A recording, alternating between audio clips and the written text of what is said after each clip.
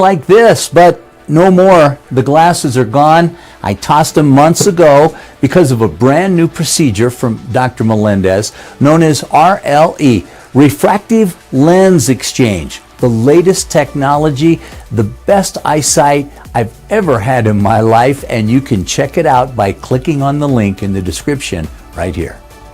If you're drunk, Blasted, intoxicated, rip, plastered, destroyed, brah. If you're like this, you shouldn't be driving.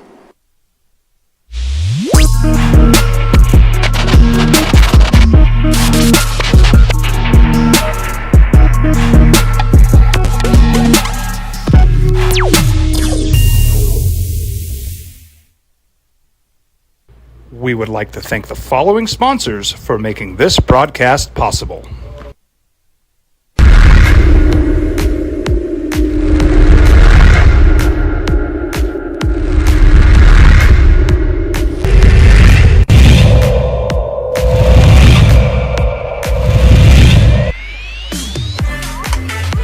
That contact will drive us some more runs. Make it 2-0. 3-0, good base riding.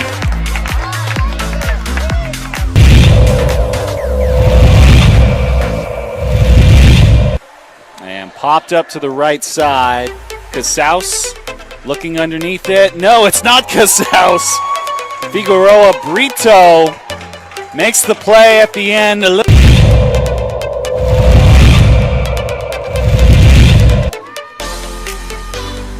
That's upstairs, that's the ball. And on the wild pitch.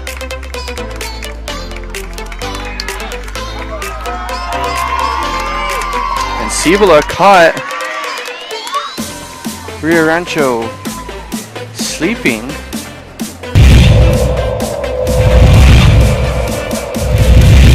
One still. And ripped to right center, sliding after it. Savage is rounding second. They're coming home. It's Wyatt Tinker, and Kason Savage is going to test the arm. Kason Savage!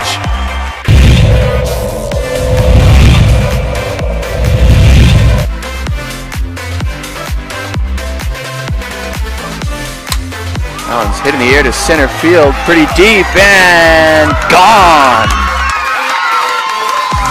A 3-run homer for Zeta Olivera, and just like that, it's 4-0 Cougars.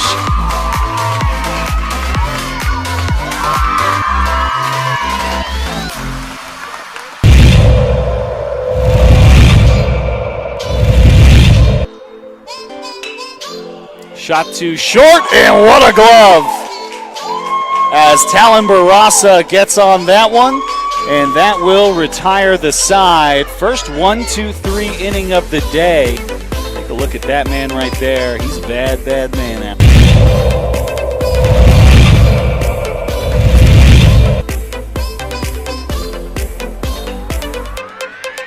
That might drop. And that is it. Tyler Wright scores. And number 11, Jacob Sagato, knocks in the game-winning run.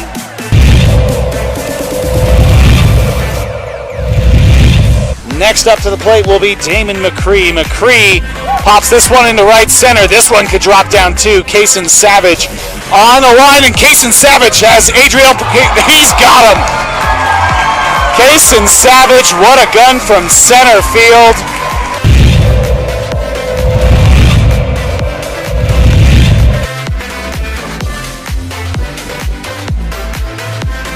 Pounded out to left field. It's got the wind. It's going, it's gone! Tanner Collins tans that one to left.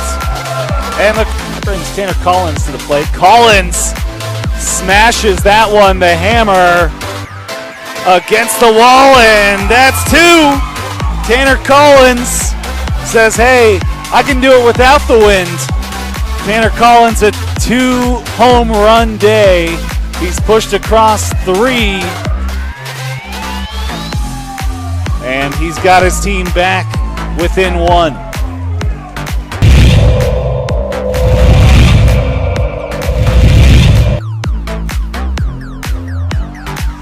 shot to right field. And it's gone. An outstanding hit by Aiden Marquez. Marquez with the 1-run home run will bring Martinez in. Outstanding hit to right field. And just like that, how appropriate. That is just beautiful.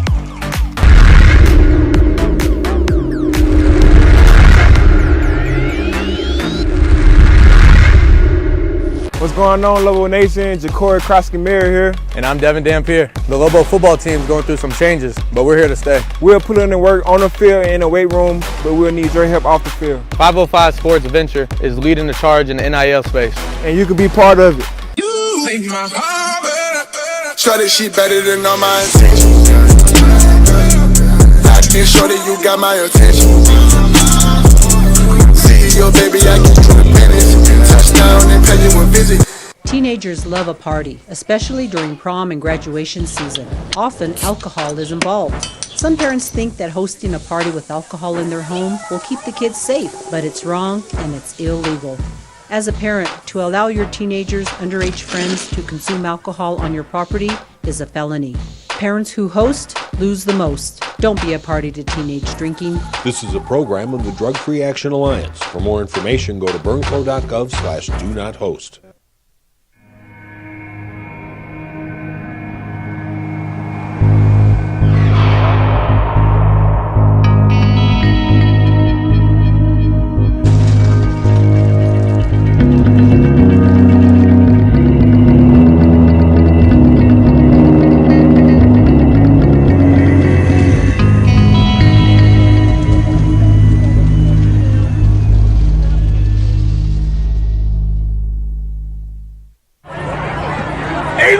It's Dwight Goodman! This place is hot. Let's see if anyone needs my help. How about I drive you madman home, huh? I got this, Dwight. I'm the designated driver. Boom. Sweet. Does anyone need Dwight's help getting home tonight? No thanks, Romeo. I've got a taxi all lined up. Drive safe, Dwight. Boom! Boom!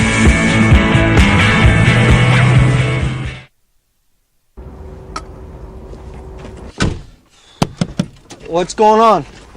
Who are you guys? Well, sir, I'm going to pick you up at the DWI checkpoint for drunk driving. And that's when I have to come down to get you out of jail. Well, temporarily. I'm Judge Torres. They call him the Hammer. Hey, hot off the presses, champ. I'm real proud of you, honey. Way to make them happy back home, Captain. Who's that? That's your new buddy in jail.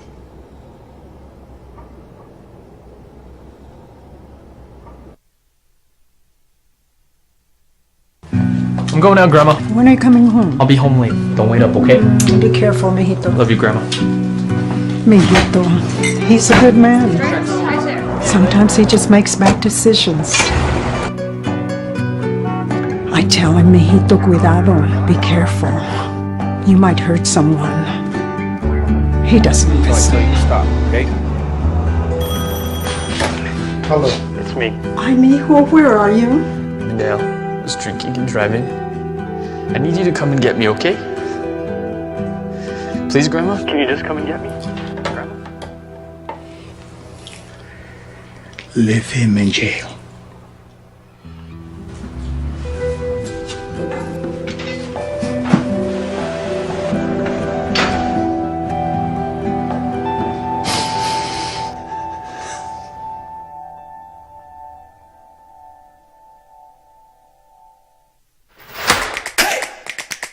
Albuquerque's leader in sports is ProView.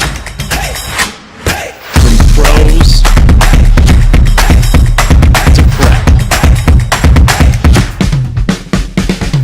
all your favorite action.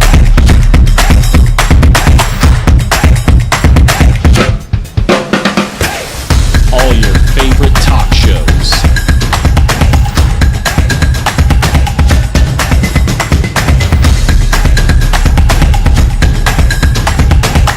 Find it on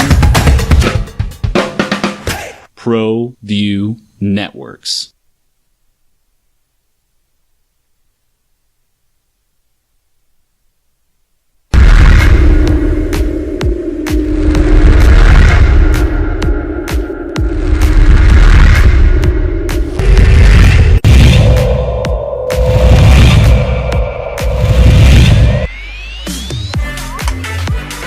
contact will drive in some more runs.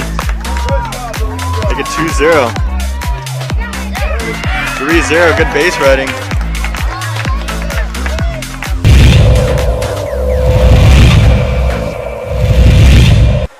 And popped up to the right side. Casaus looking underneath it. No, it's not Casaus. Figueroa Brito makes the play at the end.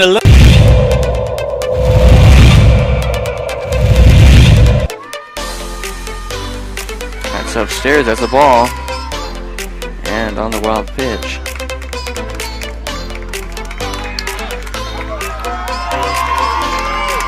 And Cibola caught Rio Rancho sleeping.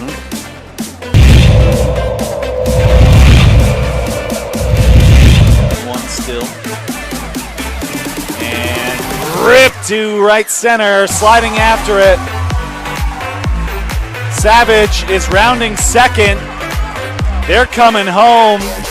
It's Wyatt Tinker, and Kason Savage is going to test the arm. Kason Savage.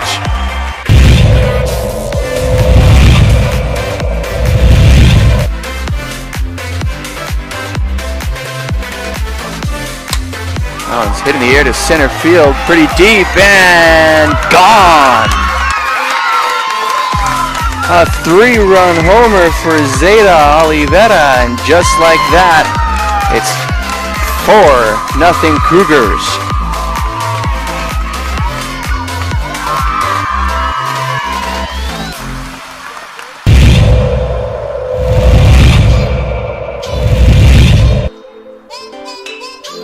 Shot too short, and what a glove! As Talon Barraza gets on that one, and that will retire the side. First 1-2-3 inning of the day. Take a look at that man right there. He's a bad, bad man.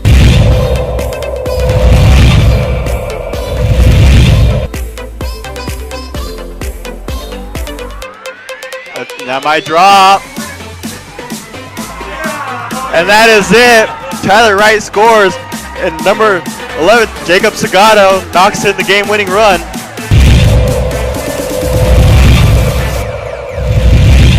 Next up to the plate will be Damon McCree. McCree pops this one into right center. This one could drop down too. Kason Savage on the line, and Kason Savage has Adriel. He's got him. Kason Savage, what a gun from center field.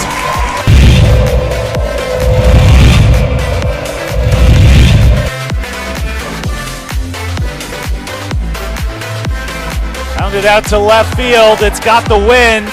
It's going, it's gone! Tanner Collins tans that one to left. And brings Tanner Collins to the plate. Collins smashes that one, the hammer, against the wall, and that's 2. Tanner Collins says, hey, I can do it without the wind. Tanner Collins, a 2-home run day.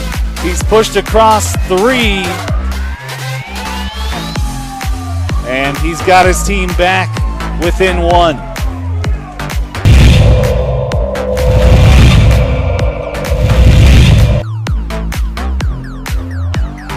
Man, shot to right field. And it's gone. Man, outstanding hit by Aiden Marquez. Marquez with the 1-run home run will bring Martinez in. Outstanding hit to right field. And just like that, how appropriate. That is just beautiful.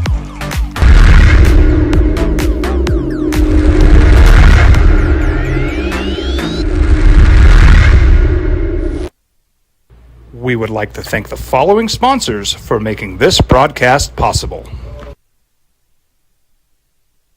FM and AM 610, the sports animal.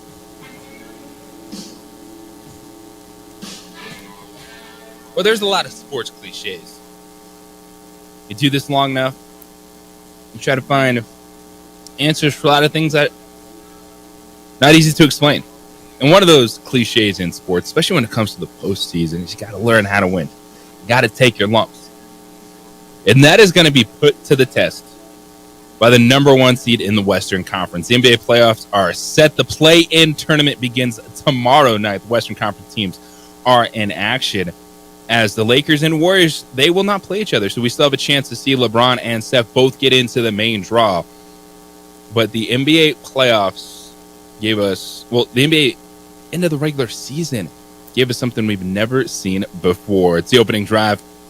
What it do, everyone? Welcome in, JJ Buck, Cy Riley with us this morning.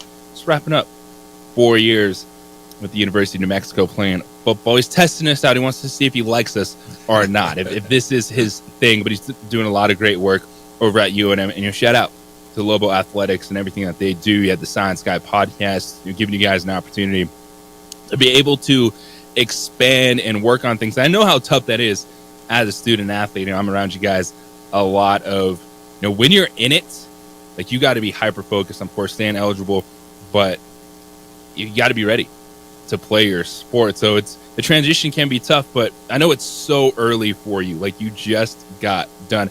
How have you kind of wrapped your head around taking that next step now after football? One day at a time. It's not very much different than playing football. You just got to go through, your routine, put yourself in places that you have an opportunity to learn, to grow, to experience new things. And so that's kind of where I'm at right now, taking the time to heal physically and then, strain mentally and focus in my attention and energy and efforts into a different career field. So I'm having fun with it, though. That's all that matters. Having fun with it. Yeah, and this is new for you. And speaking of new, the Oklahoma City Thunder are the number 1 seed in the Western Conference. So what happened on Sunday? It was the first time in NBA history that 3 teams through 81 games had the same record and a chance to be the number 1 seed in their conference. So how we got there? First, last week, Denver beat Minnesota to take 1 step ahead. However, on Friday, Denver blew a 23-point lead to the San Antonio Spurs in San Antonio. It was the largest comeback of the season for the Spurs. It was the biggest loss of the season for the Nuggets. And it was also Denver's second largest blown lead in 25 seasons. So that was actually a disaster of a day for the Denver Nuggets. So what it did, it allowed Denver, Minnesota, and Oklahoma City to go into Sunday all tied. Well, the Nuggets, they beat Memphis, but the Thunder handled their business. And Minnesota ended up being a game back. And the difference was the Oklahoma City Thunder won 36 games versus the Western Conference. The Denver Nuggets to 33. So both teams finished 57-25. So you're defending champs. The Nuggets are the 2 seed. The Oklahoma City Thunder are the number 1 seed. And there's always talk about, a young team going in, learning how to win, going through that experience of what a playoff series is. Best of 7, getting in there in the grind. But I look at this Oklahoma City team, and I think we have to view them differently than other young teams. Even say like Sacramento last year, when the Kings went in as the number 3 seed in the Western Conference. They're the number 1 seed, the Thunder, in the Western Conference that's been talked about as the best it's been, and you name it. You look at those top 10 teams right now. We're talking about LeBron James and Steph Curry in the playing games. And by the way, the Warriors, they're the 10 seed. They're still 10 games above 500. You got the defending champs in there. You have Luka and Kyrie. You have Kevin Durant and Devin Booker. And yet, the team that came out on top is the Oklahoma City Thunder. And I feel that we have to adjust our expectations a bit with this Thunder team, because to be number 1 in a Western Conference that's been the best it's been in a long time. You have Shai Gilgeous-Alexander, a true MVP candidate. Chet Holmgren, who is going to be number 2 in Rookie of the Year to Victor Wembanyama. But you have a legit 1-2 punch there. So what are your thoughts on the Thunder going in as, they're the young team that they really haven't been there, done that yet. But do we have to put more expectations on them because they're the number 1 seed in the Western Conference? I don't think you have to put any expectations on them. Even though they're the number 1 team in the conference right now at 57 wins, which again is absolutely ridiculous. That 57 wins doesn't even guarantee you the number 1 seed in your conference. But yeah, they have 57 wins. But the thing about them is they're young. They're playing fast. They're playing physical. They're not taking a lot of threes. They're doing the pick and roll between SGA and Chet, which is I don't want to ever see Chet coming off of a ball screen, guarding or going at my center, drawing fouls, making plays inside. So I think it's going to be interesting for them. I don't have any expectations on them, even though they're the number one seed. Their ceiling is to win the NBA Finals, and I think that's something that'll carry them throughout the tournament. But I see a team like the Kings or the Warriors, possibly giving them a run for their money if the winner of the 9 and 10 playing game. And the Lakers are always a scary team, 100% healthy. They've been there, done that with LeBron and Anthony Davis, focusing in. So I don't have any expectations for them. Quite honestly, I think the expectations lie in Denver. As the defending champ, the Nuggets, with what they're doing, getting healthy down the stretch, Jamal Murray coming back over the last week, getting in the rotation. And this is the interesting thing for the Thunder. You go out there and you have an unbelievable regular season. You're the number one seed, and you could be looking at LeBron James or Steph Curry potentially in the first round. And even a Kings team, which kind of goes to what I was talking about. They're a team that was been there, done that last year. They had that playoff experience. They bring that core back this year, De'Aaron Fox, DeMonte Sabonis. So if you're Oklahoma City, you knew it's going to be tough to get out of the Western Conference. But if your first round matchup, it could be any one of those teams or the New Orleans Pelicans. And by the way, the Pelicans are a team that they haven't been there yet. But you have Zion Williamson. They're hoping Brandon Ingram can come back at some point. He's missed the last couple of weeks with a knee injury. But we have seen a different Zion Williamson. It's about midway through the season. He's healthy. He's explosive. You have a veteran beside him in C.J. McCollum. And that team was 49-33. And that's how crazy the Western Conference was. Like, gaudy records. Now we got to see who's going to go out there and handle it. And for the play-in tournament, which begins tomorrow in the Western Conference, you get New Orleans and Los Angeles. And by the way, the Lakers just toyed with the Pelicans yesterday. LeBron looked fantastic. They were locked in. So the 7-8 matchup is New Orleans, LA. The winner is the 7th seed. Then the loser of that game will play the winner of the Kings and Warriors. So the 7-8 gets 2 opportunities to get into the playoffs. And the 9-10 matchup will be Sacramento and Golden State. And when you look at what is set in stone, 3-6, it's Minnesota and Phoenix. 4-5, it's the Clippers and Mavericks. And down the stretch, the team I'm looking at, and will defense show up in the postseason? Because there wasn't a lot of defense played in the NBA regular season. I don't know if you noticed some of the scores that we saw.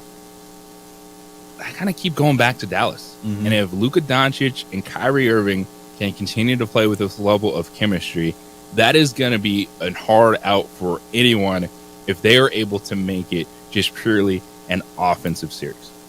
I think the amount of Luka's ball dominance that he has and his percentage of threes and drives that he takes alone, and then you have Kyrie when he's resting being able to do the exact same thing. I think Dallas is a scary team. That's why I said I don't have any expectations for Oklahoma City, because then again you have Luka Doncic that's been to a Western Conference Finals, Kyrie Irving that's been to the NBA Finals. You have guys that have your key guys that have been there in tough moments and series that have been able to do it time and time over and again. I just find it hard for any team, slated into the play-in, whether that be Pelicans, Lakers, Kings, Warriors, beating an Oklahoma City Thunder team, and then going on the very next series to play a Los Angeles Clippers or a Dallas Mavericks. I don't see it, but Luka's been absolutely killing it. He'll probably finish number 2 in MVP voting, 2 or 3. Obviously, Jokic right now is the front runner for that award. But I just find it very hard for the entire Western Conference. It's going to be a battle. It's going to be an absolute doozy, and the best team that plays over a 7-game series is going to win. It's going to be a gauntlet in the Western Conference. When we come back on the other side, we'll dabble in the Eastern Conference, and it's been the Boston Celtics running away from everyone. But who are the teams that you need to watch? Who could go on a run in the East? Because is it as simple as Boston finals or bust? We'll talk about that coming up on the other side. It's Opening Drive here on The Sports Animal.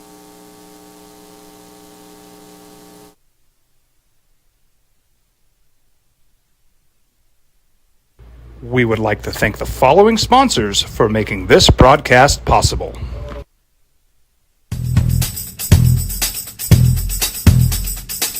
International Protective Services is a proud supporter of ProView Sports and New Mexico Youth Athletics. IPS provides residential and commercial security services in the Albuquerque metro area. For more info, please call 505-897-2420 or visit internationalprotectiveservice.com. Albuquerque's leader in sports is ProView. From pros to prep, all your favorite action.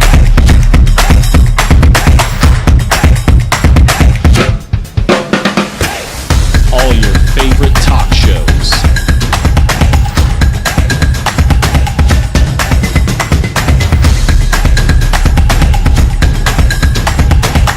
Find it on ProView Networks.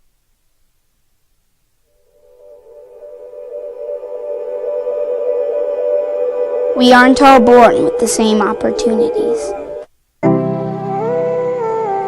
But it's the people who care that change everything. Get ready, Spout, get ready! My coach. My teacher. My older sisters. My grandma. My brother. My tutor. My dad and my mom. As New Mexicans, it's up to all of us to do our part. So that no child goes without love. And no family has to do it all on their own. They're all our children. Every single person is called to make a difference in the life of a child. It's up to all of us to do our part. To pull together. Pull together. Pull together. To make New Mexico the best place to be a kid.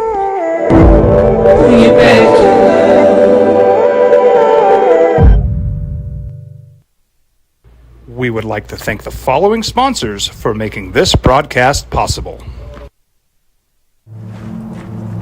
Young driver, this one. Hard to get her out. She'd been drinking. This one. Both of them gone. They'd been drinking, and he drove clear off the road. This was my family. Drunk driver hit us. And my wife and our daughter, they didn't make it.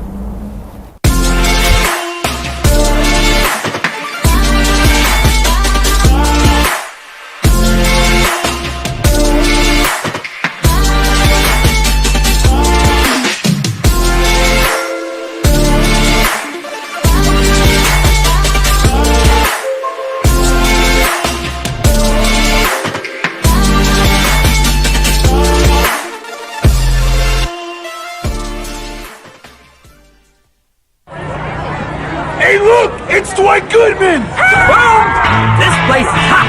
Let's see if anyone needs my help. How about I drive you madman home, huh? I got this, Dwight. I'm the designated driver. Boom. Sweet.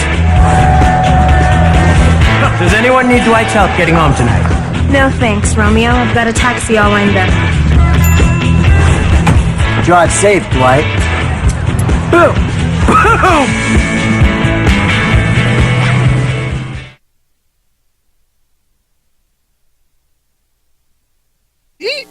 Download the KNML app in the Google Play or iTunes App Store. Just search KNML.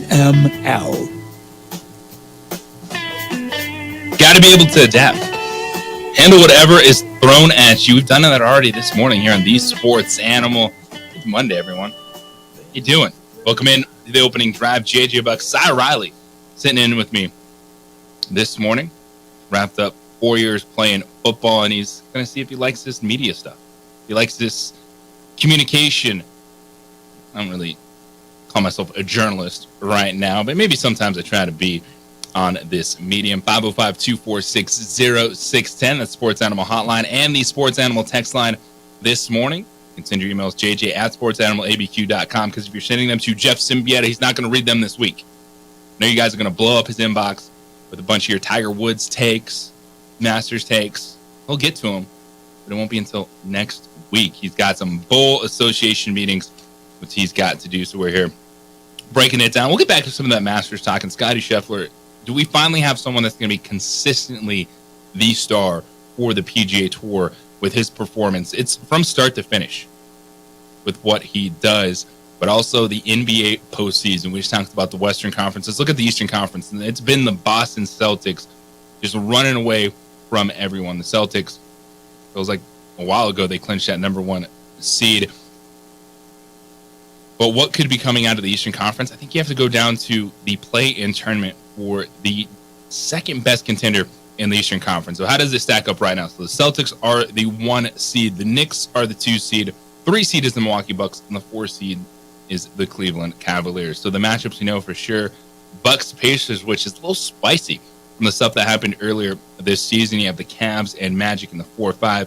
Then playing for the Eastern Conference is on Wednesday night. How about this? 76ers and Heat, the 7-8 matchup. And then the Bulls and the Hawks, the 9-10 game. And I immediately look at the 76ers and Heat as who could be the number 2 contender in the Eastern Conference outside of the Boston Celtics. Now, for Philadelphia, it's can Giannis get to the conference finals? Can he take that step forward against the Miami team that they're just going to turn it on when it comes to the playoffs? We saw it last year when they got to the NBA finals. So that's going to be a heck of a playing game right there.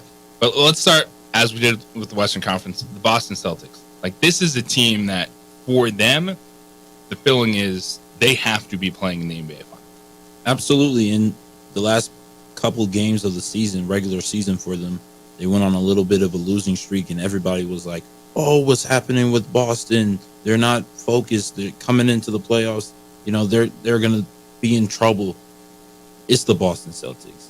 Jason Tatum, Jaylen Brown, Porzingis. Whenever they get into a 7-game series, it's going to be tough for any team to beat them 4-3. So I just see Boston just going kind of coasting for a little bit. Cavaliers and Magic, I feel bad for those sports fans because we're not even talking about them. I don't see them as 2 teams that have a legit shot of winning a finals this year or making it out of the Eastern Conference. So I think Boston's just going to be coasting unless, the 76ers lose to Miami and then, eventually end up beating the Bulls and Hawks. If the Celtics can avoid the 76ers, then I think they'll be just fine. Yeah, that's the one thing. The Western Conference, 1 through 10, you're like, man, that's going to be a hard series. The last thing the Celtics thought is they could see Joel Embiid or Jimmy Butler in the first round. Yep. And that is possible because if I look at, all right, whoever wins the 7-8 game immediately is the 7th seed. But the loser of that, I'm expecting them to be the 8th seed. Yep. I don't see Atlanta or Chicago able to beat Miami or Philadelphia in the second playing game, which is what you would see. And then the Boston Celtics would go up against either one of those teams. And you might want to, if you're Boston, if you had to pick, would you rather play Philadelphia or Miami?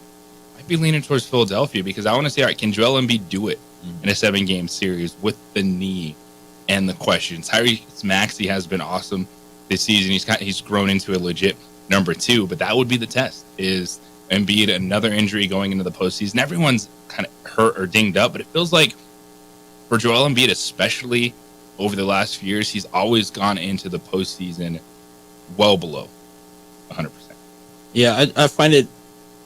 If I'm a 76er fan, in my mind, I don't want to see Boston because I've never been able to get over the hump, and especially with Joel coming back, he's dealing with a knee injury. Tyrese Maxey has been playing incredible this year. I give him props, but Jason Tatum and Jaylen Brown, they've never been able to beat it while Joel was healthy. So I don't want to see the Boston Celtics if I'm a 76ers fan. So I'm doing everything in my power to dominate Miami. As in Miami, go play the Knicks. The Knicks have had an awesome season, but still it's Jalen Brunson or bust right now with that roster. Julius Randle wasn't able to come back, and so they would have the biggest advantage, and that's still Embiid inside against the Knicks. Yeah, the Villanova brothers, or whatever you want to call Brunson them. and Hart, DiVincenzo. Yeah, they're just they've been playing basketball together for years that it seems, and they've been just find out the right formula. I feel like they have the right formula. Jalen Brunson's been playing incredible. He's an MVP consideration, and I hate saying MVP consideration when you know the guy who's going to win it, but Jalen Brunson's been playing incredible down the stretch, and they've had a really good team. Their defense is outstanding, and they're going to give whoever they face, either Miami or the 76ers, problems. I just see Joel being a better matchup for them, going against Mitchell Robinson in the inside, in the interior. But it's just going to be a tough sledding. Okay, and then the giant question is, who are the Milwaukee Bucks? Until Giannis go down with a calf injury, so he's pretty much to be determined. His status for the Bucks when they play the Pacers. And earlier this year, if you missed it, Milwaukee and Indiana, for some reason, when they were playing, they just did not like each other, and there were some feisty games. And that was before Doc Rivers got there. Milwaukee lost 4 of its 5 games versus the Pacers this season, which includes a loss in the in-season tournament back in November. And Doc Rivers said this weekend, quote, "Indiana has had our number all year, so perfect opponent. They played great against us. They have great confidence against us. We'll have a great focus because we're going to have to have a great focus." And Rivers, he didn't take over until January 29th. The last time these teams played was January 3rd. And part of the reason Doc Rivers got the job is because Milwaukee was playing basketball without playing defense. Yeah, they were one of the worst defensive teams. One of the worst defensive teams early in the season. That's why you look at the Milwaukee Indiana matchup. The Pacers were scoring like 140 points in those games. It was wild. Now, Milwaukee's been better defensively since Doc Rivers took over, but here's the thing: if Giannis isn't there, this goes back to a shootout series, and the Pacers can win if it's that type of basketball. Absolutely. You have a team that went to the play-in tournament championship, and Tyrese Halliburton was playing outstanding basketball. He's been playing outstanding basketball. His usage rate will probably go way up, given the seriousness of the playoffs. But the question is going to be, can Dame do it by himself, or is Chris Middleton going to step up and try and fill that role? And those are two concerning things. Bobby Portis did a great job of coming in and trying to fill in the void, but again, it goes back to defense, and that's been Doc Rivers' big thing. Like, we have guys in Cabo, we're just not paying attention. Like, we don't care enough to play good basketball. So I find it really hard for them. Can they win? Can they outscore the opposing team? I can see it. Dame Lillard it's Dame time, being the clutch guy that he is, and the way that he stretches the floor. But it's just going to be an interesting series with Giannis. Is he going to be healthy? Is he going to come in? Is he going to come in later in the series? Is he going to miss the series entirely? So Pacers. That's the biggest unknown of what you get out of Giannis. And anytime you have that calf injury or lower body injury, it's concerning, because I know one of the things that Symbieta last week was talking about is he started kind of thinking about Kevin Durant. When Kevin Durant, had the calf injury, and then it led to the Achilles, and it makes you nervous. Yeah, I mean, I'm going through it right now, with my Achilles injury, and it's tough sledding. Now, I didn't have a full rupture like KD did, and thankfully Giannis, the MRI didn't show that he had damage to his Achilles, but it's just going to be a mental psychic thing, trying to get over it. Every time you run, every time you step, especially if you're missing the first couple games of the series, you're going to be thinking, when you get out there, okay, if I'm given 5 to 10 minutes, full go, can I go 100%? And if he can break down that barrier, then I feel like he's got a shot to make some damage in the series. But he's not playing 30, 40 minutes. I don't see that happening. They'll have to go 5 minutes at a time if they can get him on the basketball court. But is this going to affect him long term? Maybe they'll hold him out and see what they can do without him. But it's going to be tough. It's going to be tough for him. Yeah, it's of all the matchups, if you're the Milwaukee Bucks, going, man, going to this series, Pacers team that is supremely confident against you, Pacers team that when they're clicking, they can be one of the best offenses in the NBA. You don't have Giannis, and that's a frustrating time in Milwaukee land because this is a team that's won an NBA championship, but yet they have 3 head coaches in the last 9 months. Uncertainty with Giannis, not where you want to be when you have a superstar player and championship expectations, especially when you added Dame Lillard to the mix this season. But the playoffs are set 1 through 10. Play-in tournament begins tomorrow in the Western Conference, and we're going to continue to break it down. It is from top to bottom awesome. When you look at the Western Conference, then if you look at the Eastern Conference, what we're discussing, the Boston Celtics running away from everyone, and then they could be sitting there potentially playing Philadelphia or Miami in the first round. A giant curveball for the Celtics. 505-246-0610, Sports Animal Hotline and text line this morning. When we come back on the other side, was it a good weekend for Tiger Woods at Augusta? That's next here on the Sports Animal. This report is sponsored by Tiger.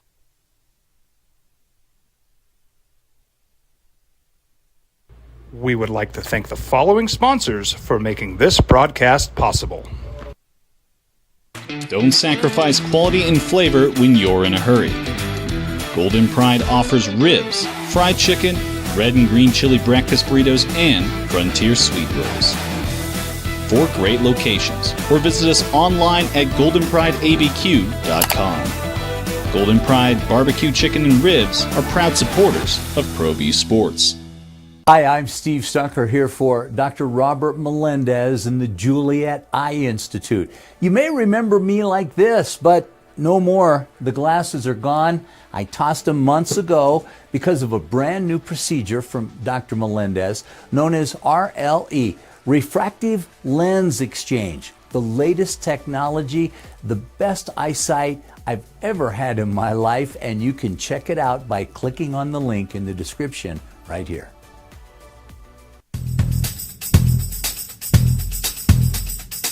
International Protective Services is a proud supporter of ProView Sports and New Mexico Youth Athletics.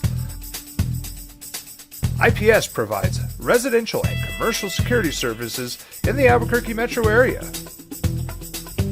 For more info, please call 505-897-2420 or visit internationalprotectiveservice.com.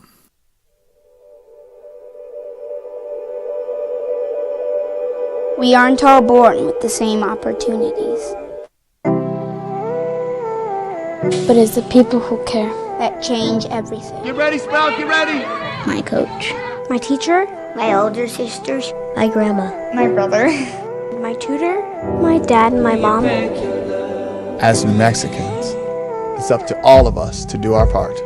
So that no child goes without love. And no family has to do it all on their own. They're all our children. Every single person is called to make a difference in the life of a child. It's up to all of us to do our part. To pull together. Pull together. Pull together. To make New Mexico the best place to be a kid.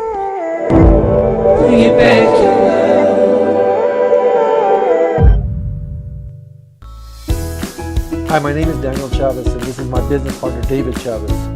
We are the owners of Indeed Safety.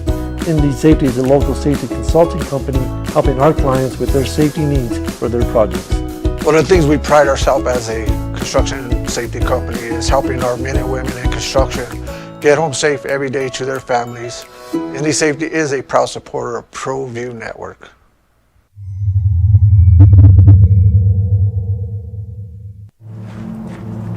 Young driver, this one. Hard to get her out.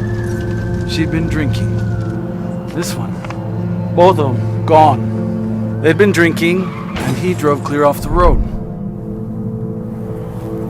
This was my family. Drunk driver hit us. And my wife and our daughter, they didn't make it. Don't sacrifice quality and flavor when you're in a hurry. Golden Pride offers ribs, fried chicken, red and green chili breakfast burritos, and Frontier Sweet Rolls. 4 great locations, or visit us online at goldenprideabq.com. Golden Pride Barbecue.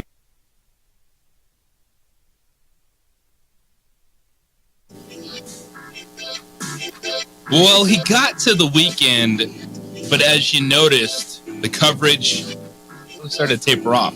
You're not going to see a lot of action, even with Tiger Woods, y'all. The dude that finishes plus 16. So of the golfers that made the cut at the Masters tournament, Tiger Woods plus 16. So his 72-hole total, 16 over 304 was last among the 60 golfers who made the 36-hole cut. Finished behind Vijay Singh and Thornborn Olesen.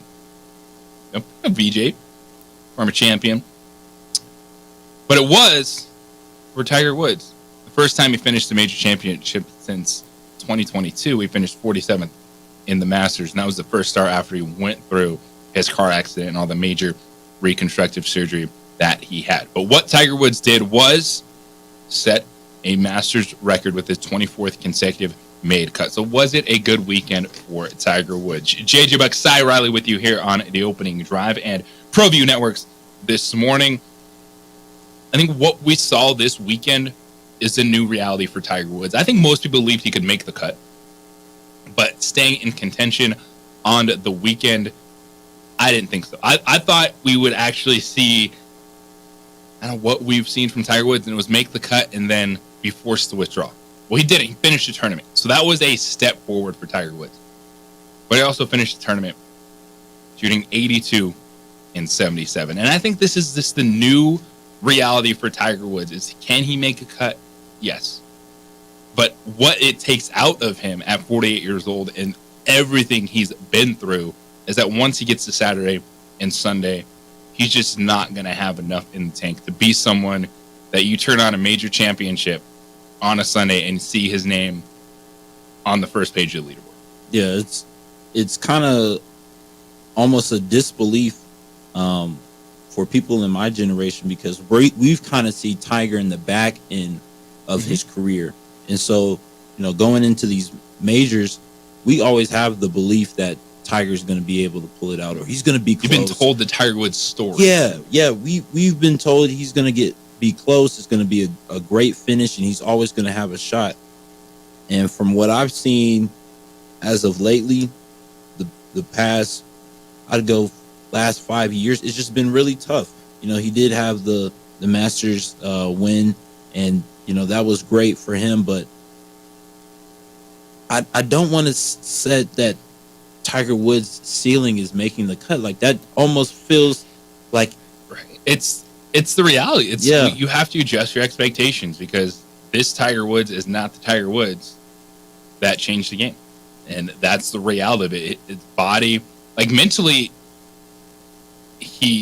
everyone said, Tiger Woods wouldn't show up if he knows he can't win. Well, yeah, he's trying to win, but he just physically, he can't at that level anymore. And I think what you saw in 2019, that was unbelievable for him to come back and win that Masters. I think that at Augusta, even with the undulations, you heard that word a lot over the weekend, that's the tournament that he can make the cut in, because the course doesn't change a whole lot. It is what it is. It's difficult, but the shots you have to hit.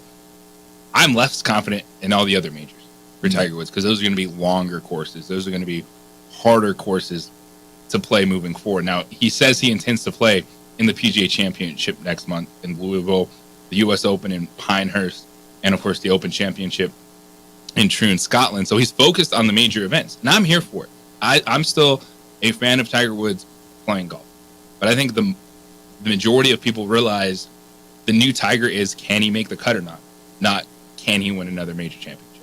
Yeah, and that almost hurts to say because of the career that he has, the amount of good and great standing he has within the golf community, the amount of people that he's inspired to play the sport, to pursue the passion that golf is. It's hard. And, I feel like his ceiling is, I don't want to say it can never be reached again by him, because, again, it's Tiger. It's like counting out Kobe Bryant, and then he scored 60 on his last night. But, again, you just got to get used to it. But we're glad that he was able to finish the tournament. Yeah, and that's why Tiger Woods himself said, quote, "It was a good week," because he went all four rounds, something he hadn't done in a long time. stepping on the course when it comes to tournament golf. So here's the thing. We're going to talk about Tiger Woods. Some people are going to love it. Some people are going to say, hey, move on to the next thing. But it's because game of golf provides you that little bit of an opportunity. Like Tiger Woods at 48, even when we're looking at Aaron Rodgers and who knows, maybe Tom Brady changes the game and comes back late in the season, it gives you that window to compete. Even at 48, even what he's overcome. But I think two things can be true here. Is that adjusting the expectations on Tiger Woods doesn't take away who he was as a golfer, but it's okay to realize that he's not reaching that ceiling again. And he can still be Tiger Woods, the GOAT, but I guess what I'm trying to get at is a lot of people will say, should he be doing this? When Michael Jordan with the Wizards or whatever player at the very end, if they maybe go a year or two too long, I don't think this is going to take away from his legacy or anything like that. It's just we'll be watching Tiger Woods with different expectations because it used to be Tiger versus Phil. Now it's can Tiger make the weekend? Yeah, and I think it's good that Scotty was able to come in and almost kind of captivate the audience again and take the mantle from Tiger, for being how dominant it is, for being just an enormous figure. He still gets the crowds, he still gets the draws. Yeah. He's still getting the featured group. So, Tiger is going to still be Tiger. It's just he's not going to be that Tiger that everybody's accustomed to seeing. And you heard some of the players like Max Homa, who's playing with him in the earlier rounds, and he said it was still incredible to play a round of golf with Tiger Woods because of the energy, the extra people that are going to be following that group from hole to hole. And I'm here to watch Tiger Woods compete in the major tournaments. It's just the expectations have changed. And we're not watching Tiger Woods play to win. We're watching Tiger Woods play for the weekend. But when it comes to playing for win in golf right now, it's still going through the uncertainty. You saw the LIV golfers this weekend. Watching it, yeah, you knew they were LIV golfers, but that wasn't a huge storyline. It wasn't like PGA Tour versus LIV. It was just DeChambeau out there. Jon Rahm, who really struggled this week in the defending Masters champ.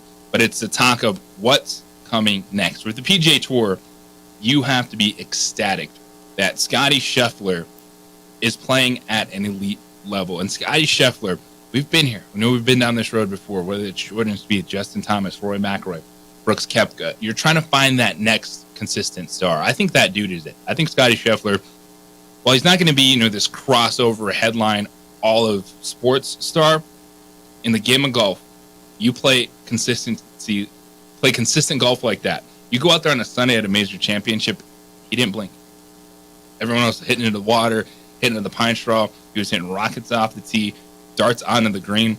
That's the type of player, though, that can solidify himself as someone that could take over an era of golf. The aura that the Masters draws, the nostalgia that it brings back, and then you have to have guys that compete, and Scotty's that type of guy that just goes in and he does his job, he does what he's supposed to do. Everybody else seems to have some sort of slack, and he's going in and completely destroying the course. And it's not just one round, it's not just 2 rounds, it's the entire event. So I think Scotty's going to be a great thing for golf, taking the mantle, like I said previously, from Tiger, and being able to do it on the biggest stage and be able to perform to the expectations that everybody kind of already had for him coming in. Yeah, and if he can start stacking some more majors, he's already a 2-time Masters champion. The way he plays in the other tournaments where it doesn't have the same headlines, but that's what made Tiger Woods so special. He was winning everything. It wasn't just, racking up all the major victories that he had. He was going into all the other PGA tournaments, coming out with victories. And that's what Scotty Scheffler has done, and that's what he can do moving forward. 505-246-0610 Sports Animal Hotline and text line this morning. What'd you think of the Masters? And how do you feel about Scotty Scheffler moving forward as a golf fan, as a casual? Is that something that will draw you in? Is that something you pay attention to? If there is a guy that is going out there and he becomes the betting favorite in almost every single tournament he's playing in, he's picking up multiple wins, not just the major championships, but tournaments along the way leading up to the major championship. So Tiger Woods said it was a good weekend. You know, he finished plus 16. How do you feel about Tiger? And also the future with Scottie Scheffler. We're also giving you your first look into the NBA playoffs. So the matchups are set. The play-in tournaments begin tomorrow. The Western Conference, are you ready for this? 7-8 game at Pelicans-Lakers, 9-10 Kings and Warriors. So we were discussing it last week. You know, could LA and Golden State get away from each other to potentially get LeBron and Steph into the tournament? And it's there. But then you have the young guns. You got Zion in the Pelicans. You got De'Aaron Fox in the Kings saying, hold up, this is our time. These storylines in the NBA playoffs are phenomenal. And I'm so excited to talk about them this entire week because from top to bottom, you need to be locked in. Because this postseason, we're hyper-focused on the Western Conference because of the depth. But I think the Eastern Conference is going to be sneaky good. And we'll continue to tell you about those matchups, the players, and headlines that you need to watch. But it's also the countdown to the NFL draft right around the corner. April 25th is the first round of the NFL draft. Aaron Rodgers walking into the Jets facility this morning. Team workouts going on. Football season, it never sleeps. And what you need to know when it comes to the NFL draft coming up on the other side, because everyone is hyper-focused on the quarterbacks. That's Cy Riley sitting in studio. JJ Bucket, Bob Walpo showed up. Good morning, Bob. It is the opening drive here on 95.9 FM, AM 610, the Sports Hour. Last year,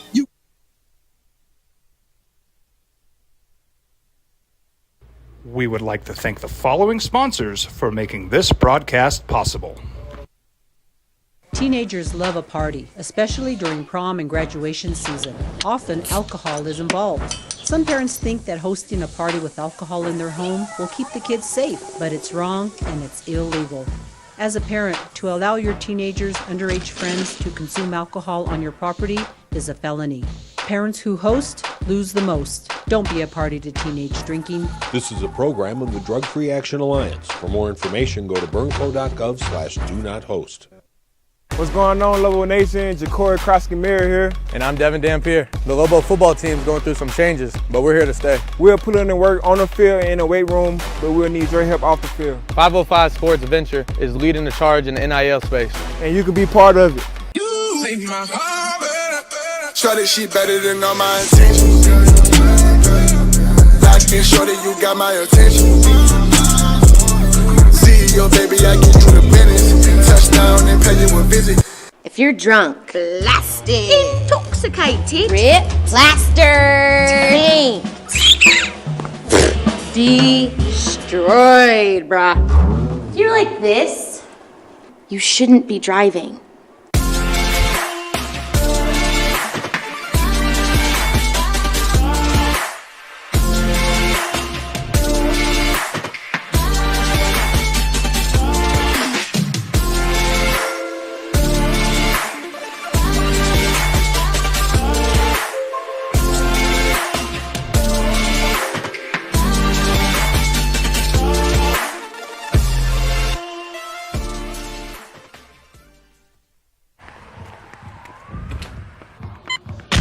These are more than just the sounds of a safe place to go after school. These are the sounds of interest being ignited and of mentors making an impact. At Boys and Girls Clubs, we don't do just one thing. We do whatever it takes to meet the needs of every kid who comes through those doors. Because whatever it takes is what it takes to build great futures. Great futures start here.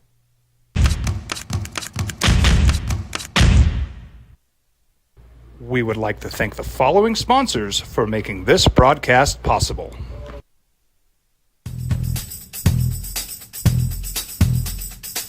International Protective Services is a proud supporter of ProView Sports and New Mexico Youth Athletics. IPS provides residential and commercial security services in the Albuquerque metro area. For more info, please call 505-897-2420 or visit internationalprotectiveservice.com. Hi, I'm Steve Stucker here for Dr. Robert Melendez and the Juliet Eye Institute. You may remember me like this, but no more. The glasses are gone. I tossed them months ago because of a brand new procedure from Dr. Melendez known as RLE, Refractive Lens Exchange. The latest technology, the best eyesight I've ever had in my life, and you can check it out by clicking on the link in the description right here.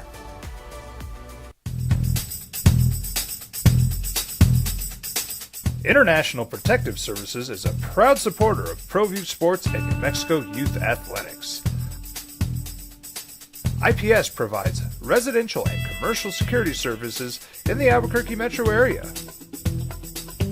For more info, please call 505-897-2420 or visit internationalprotectiveservice.com. If you're drunk, blasted, intoxicated, ripped, plastered, destroyed, bruh. If you're like this, you shouldn't be driving. Albuquerque's leader in sports is ProView. From pros to prep. All your favorite action. Sportscaster of the Year, Jeff Symbieta and JJ Bond. Can you feel it? Changing the season. Enjoyed the Masters over the weekend. 80-degree temperatures here in Albuquerque. Beautiful. Beautiful time. NBA playoffs are upon us. Baseball in its groove. And the countdown to the NFL draft. April 25th, Thursday night, first round of the NFL draft. The Chicago Bears are on the clock. We know what they're doing. They're taking a quarterback. Justin Fields, peace out. They're setting the table. What I think is going to be the number one overall pick, Caleb Williams from USC. What does it look like for everyone else? Welcome into the opening drive here on 95.9 FM, AM 610, The Sports Animal. JJ Buck joined by Cy Riley. He just got done playing football. Spent 4 years at the University of New Mexico. So he knows what it's like this time of year. Football never sleeps. You can never stop. The grind continues, whether you're on the field or off the field. We're talking practice, talking meetings, talking NFL draft. And so quarterbacks, they're always going to get pushed up. You're going to have your guys valued at the top, and then because of need, you're going to have the guys that begin to rise, and everyone has their guy. Everyone has their opinion of it. And this is a beauty of being behind a microphone side. You can't win or lose. Nope. You can be wrong. It can happen. Yep. It can definitely happen. But we can sit here and go, man, we love this guy. There's so much more that goes into it. It's that person's work ethic. It's what kind of coaching staff is he going into? What kind of team is it? What kind of time they're going to give him? And we're seeing, especially for quarterbacks in the NFL, that time, it's getting shorter and shorter to develop at the quarterback position. I think Jared Goff was interviewed not too long ago, and he said when he came into the league, quarterbacks had normally 3 years to develop and figure it out, whereas now it's almost like a year and a half. You're getting about 16 games. That's one season, not even one season now, to create a good body of work so that teams can build something around you and see your skill set, your level. Can you play in the NFL? Can you be a starting national football league quarterback? And so I feel bad for the quarterbacks, but I don't, because they get paid. Yeah. So that's the thing, right? Is the expectations that come with it. Well, if you come through, you're going to get the contract, but it's also, I think, fascinating because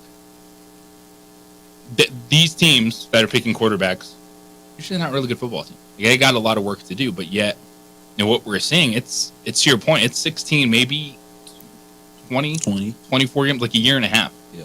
And if you're not clicking, then the media, the fan base, and heck, even the teams, they're on to the next one already, which it's wild. And so CJ Stroud was awesome last year. But CJ Stroud is also going to add pressure to this next group of quarterbacks. It's going to be like, well, if CJ can do it with the Houston Texans, yep, and take them to the playoffs, then why can't this guy? And that's the challenge of it. And to me, I think the quarterback conversation overall is broken in sport, of where people are too hyper-focused on elite instead of knowing you can be good and win. And I think some of that is just looking at a quarterback like Patrick Mahomes. And if you're just a football fan, like, oh, you're supposed to go out there and beat that guy. We don't have an elite quarterback. This guy stinks. Move on from him. So I think just overall the conversation is really messy right now with quarterbacks, but especially the rookie quarterbacks who are going, to the most part, bad football teams for a reason, and then saying, hey, this guy's going to change our entire franchise. Well, here we are. Caleb Williams, if he goes number 1 to Chicago, I'm a Jaden Daniels guy. Okay. To me, that's kind of 1A, 1B. Okay. I think Jaden Daniels, when you look at the throws, he can make the 3-level throws. I think he's the first guy that legit has Lamar Jackson traits coming out that can do a little bit of both. And we've seen the evolution of Lamar Jackson, 2-time NFL MVP. So they're the top 2. Then after that, I can be swayed.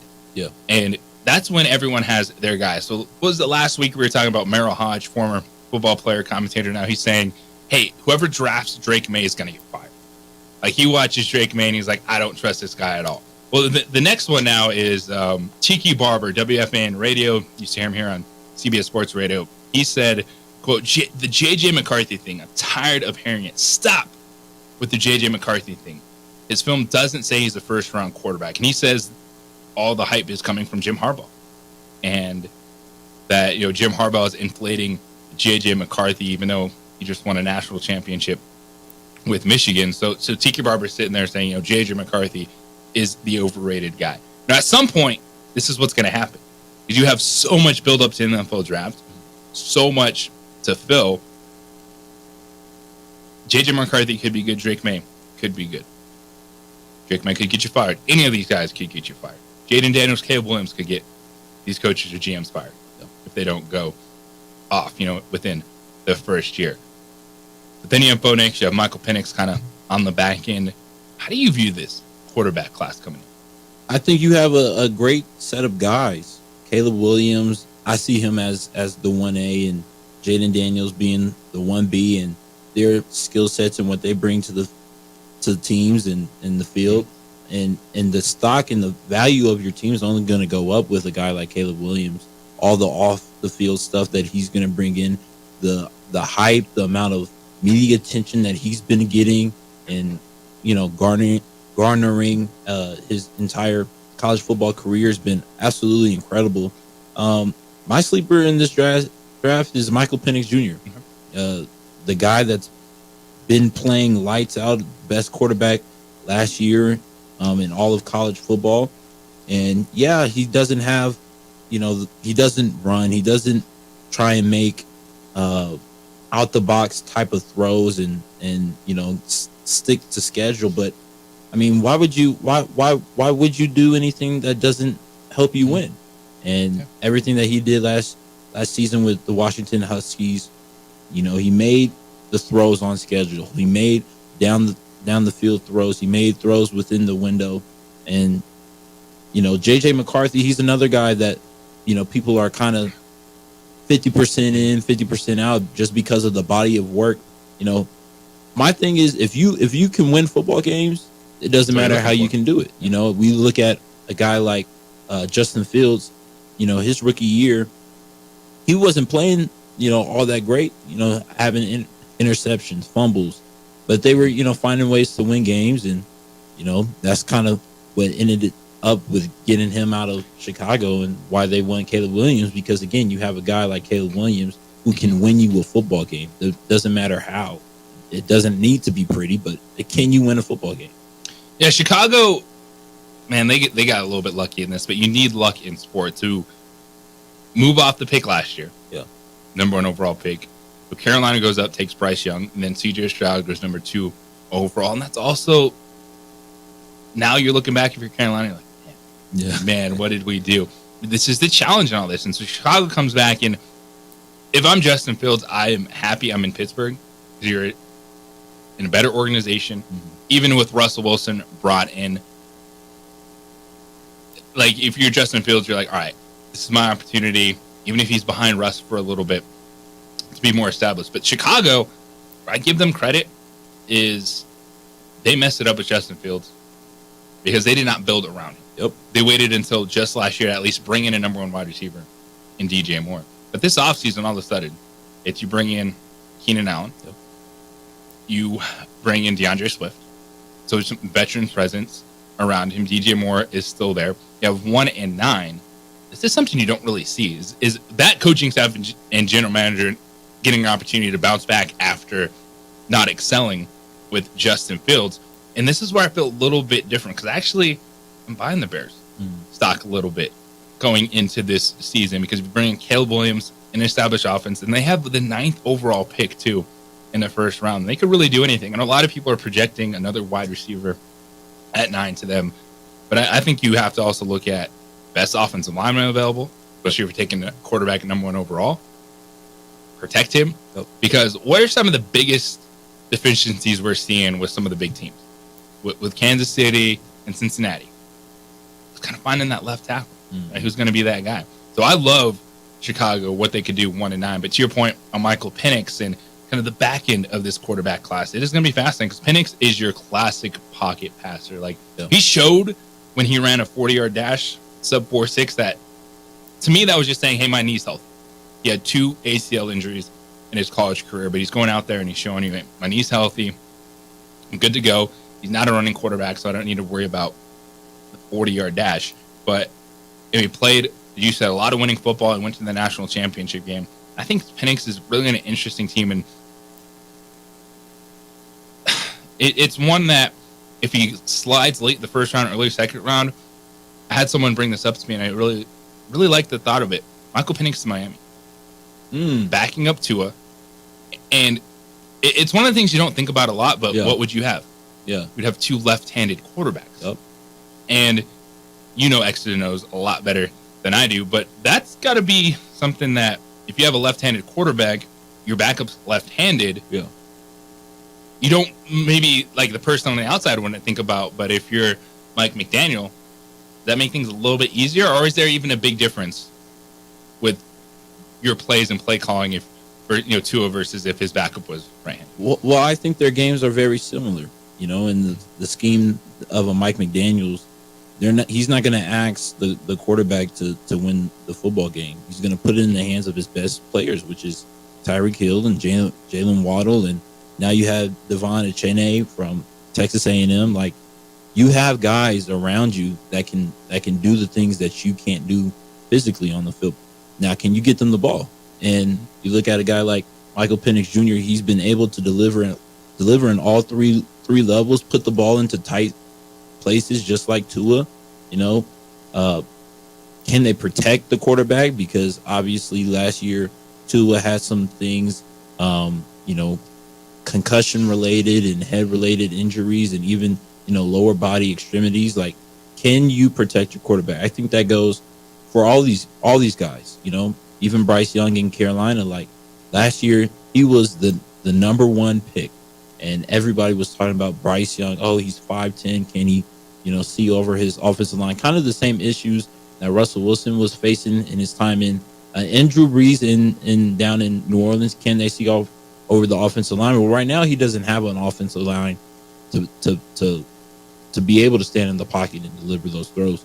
And I think that's where Chicago needs to focus, their number 9 pick, to get an offensive lineman. Same thing in Miami. They need to focus on building their offensive line because their run game's great. We're seeing Mostert, the amount of touchdowns he was able to come out with this year. So, yeah, if these teams can build not only around the quarterback but in front of the quarterback, that's where GMs are going to make most of their money. Can they get, number 1, the guy that can throw the ball, get the ball to the right places, and can he get the guys that can block for the dude that can get the ball there? Yeah, I'm the philosophy that I look at is if I was an NFL GM, it's the first thing you say, right, do we have the quarterback? Like, if you're drafting a top 10 right now, do we have the quarterback? That's where the first thing you have to think about. And then, as you said, it's protecting the quarterback, and then it's the guys that can get to the quarterback. Yep. Right? It's right there. Yep. 5 offensive linemen, the front 7 on defense. Like, that sets the tone in the football game. Yeah. And then you look at a guy like Joe Burrow, coming out, had the ACL injury his rookie year. Then he actually they put some guys in front of him because you can't be hurting the best quarterback that just came out the draft. And then he's able to win some games and then goes to the Super Bowl. And then he gets hurt again because the offensive line regressed. And then guess what? They go out and they pick up offensive linemen. Like, you got to be able to block the guy that's supposed to take you to the promised land, because the other teams are drafting guys to come get this dude. Like, there's going to be great pass rushers. Will Anderson Jr. came last year, another guy for Houston Texans that they were able to snap. Obviously you have TJ Watt. Offensive linemen are getting a break everywhere with Aaron Donald retiring. So, they should be lucky for that. But then you still have guys like TJ Watt, Micah Parsons, Myles Garrett, like these premier, Max Crosby, premier pass rushers whose whole job is to ruin your season.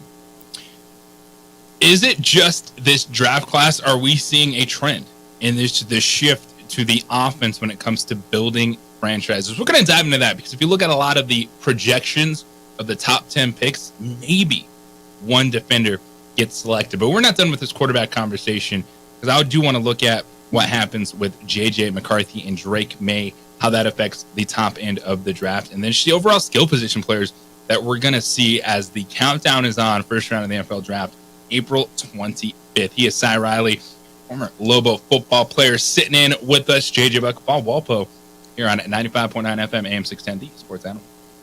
This report is sponsored by Bank of America. Bank of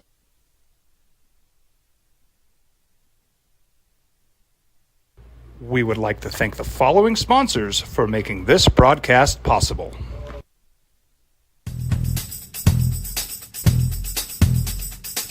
International Protective Services is a proud supporter of ProView Sports and New Mexico Youth Athletics. IPS provides residential and commercial security services in the Albuquerque metro area. For more info, please call 505-897-2420 or visit internationalprotectiveservice.com. Hi, I'm Steve Stucker here for Dr. Robert Melendez and the Juliet Eye Institute. You may remember me like this, but no more. The glasses are gone. I tossed them months ago because of a brand new procedure from Dr. Melendez known as RLE, Refractive Lens Exchange. The latest technology, the best eyesight I've ever had in my life, and you can check it out by clicking on the link in the description right here.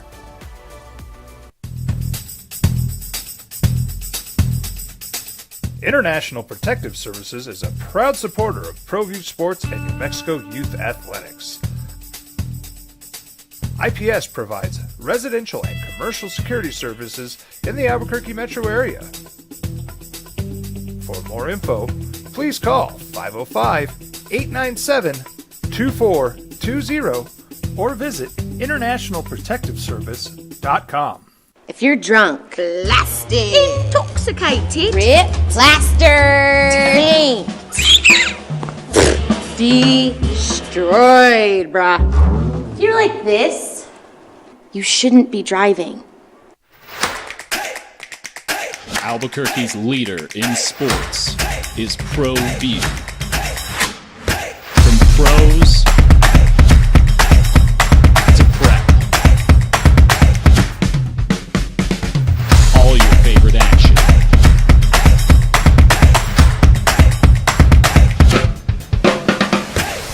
All your favorite talk shows.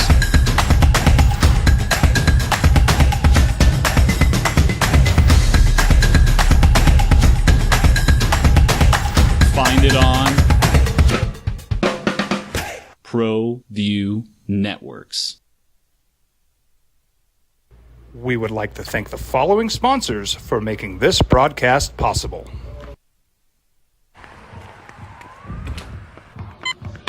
These are more than just the sounds of a safe place to go after school. These are the sounds of interest being ignited and of mentors making an impact.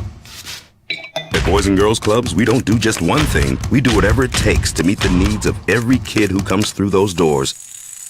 Because whatever it takes is what it takes to build great futures. Great futures start here.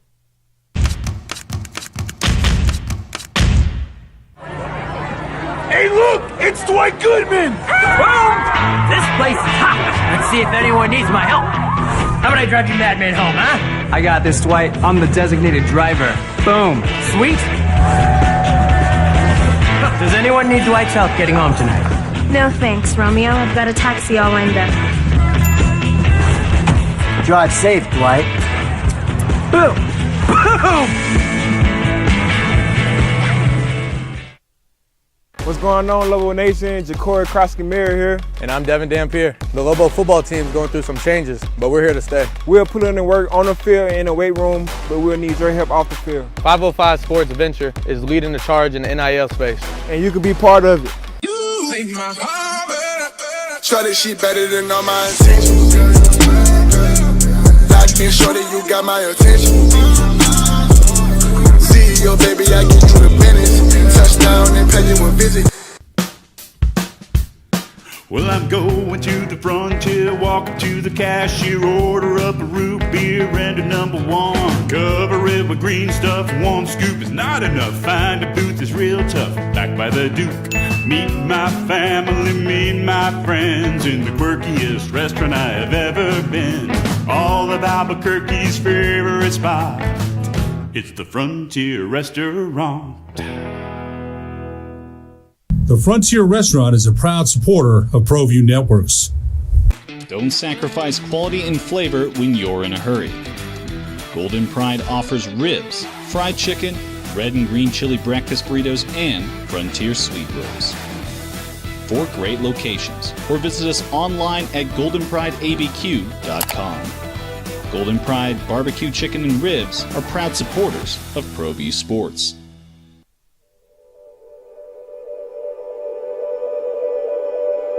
We aren't all born with the same opportunities. But it's the people who care that change everything. Get ready, Sprout, get ready! My coach, my teacher, my older sisters, my grandma, my brother, my tutor, my dad, and my mom. As New Mexicans, it's up to all of us to do our part. So that no child goes without love. And no family has to do it all on their own. They're all our children. Every single person is called to make a difference in the life of a child. It's up to all of us to do our part. To pull together. Pull together. Pull together. To make New Mexico the best place to be a kid.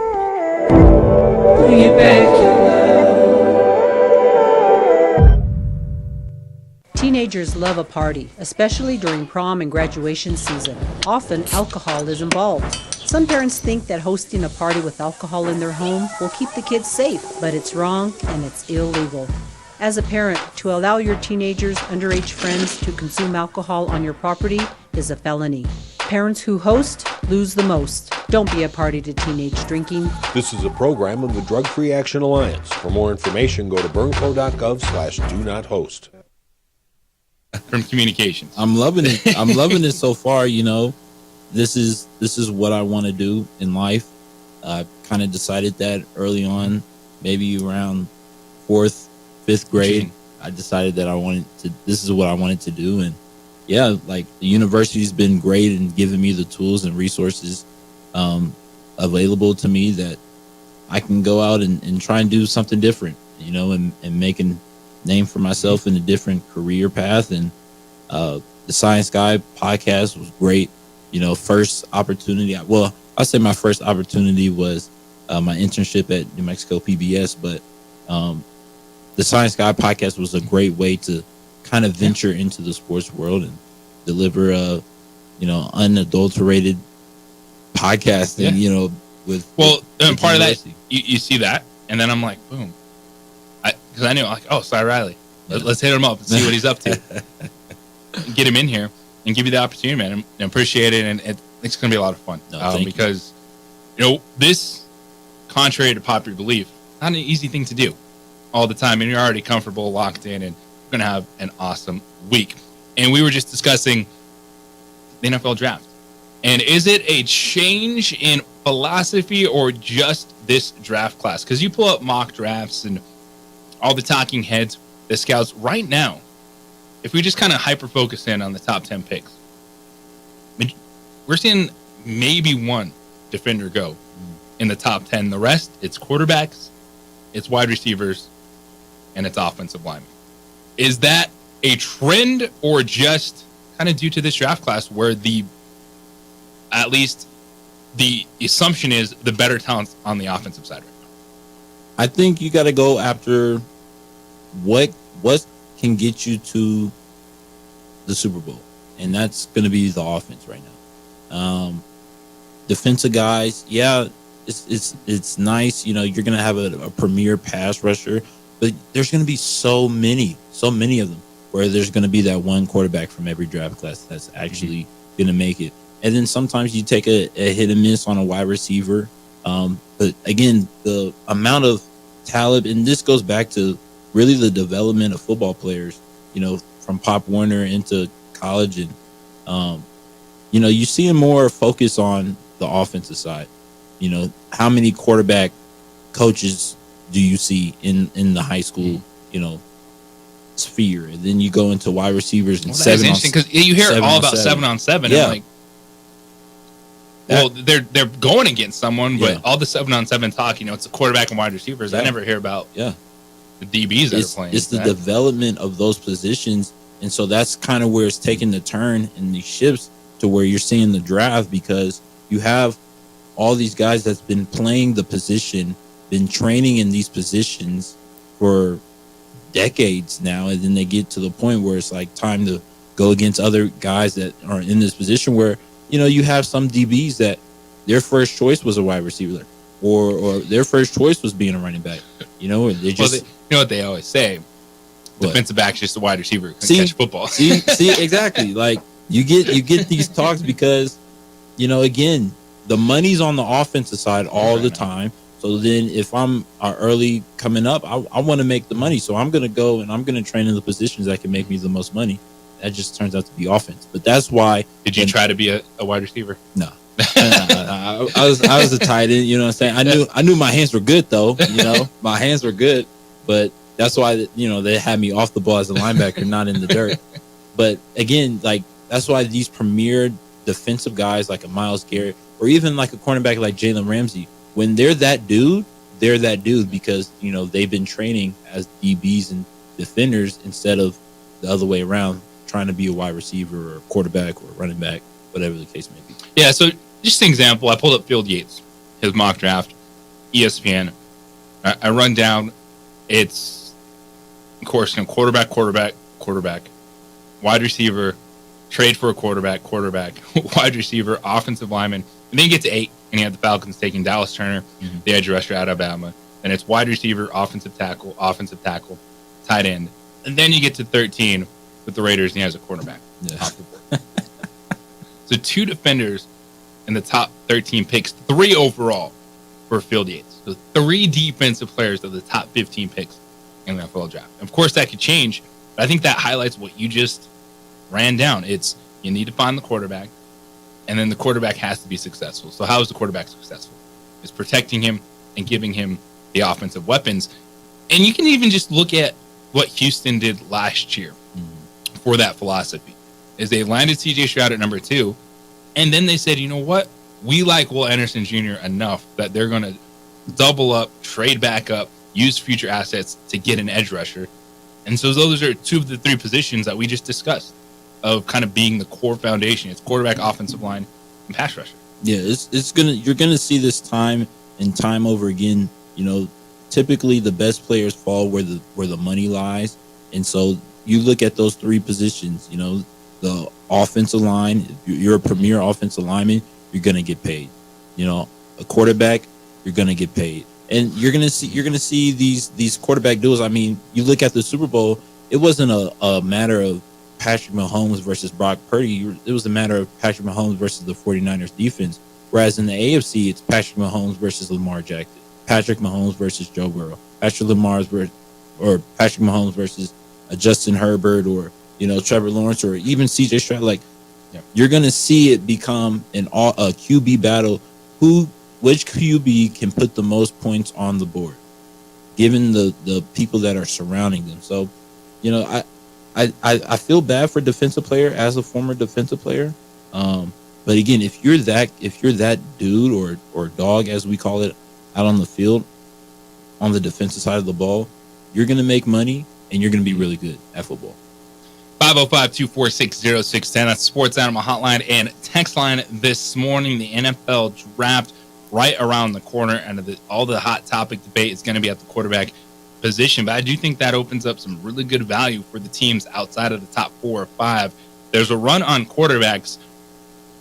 A team to watch, though, is the Los Angeles Chargers. And I want to get back in this conversation a little bit later. But if Jim Harbaugh really did love J.J. McCarthy that much, would he trade his star quarterback? Think about that. Put that in the back of your mind, because that could be a franchise-changing type of decision for the Los Angeles Chargers. It's the opening drive here on 95.9 FM, AM 610, the Sports Animal. This report is brought.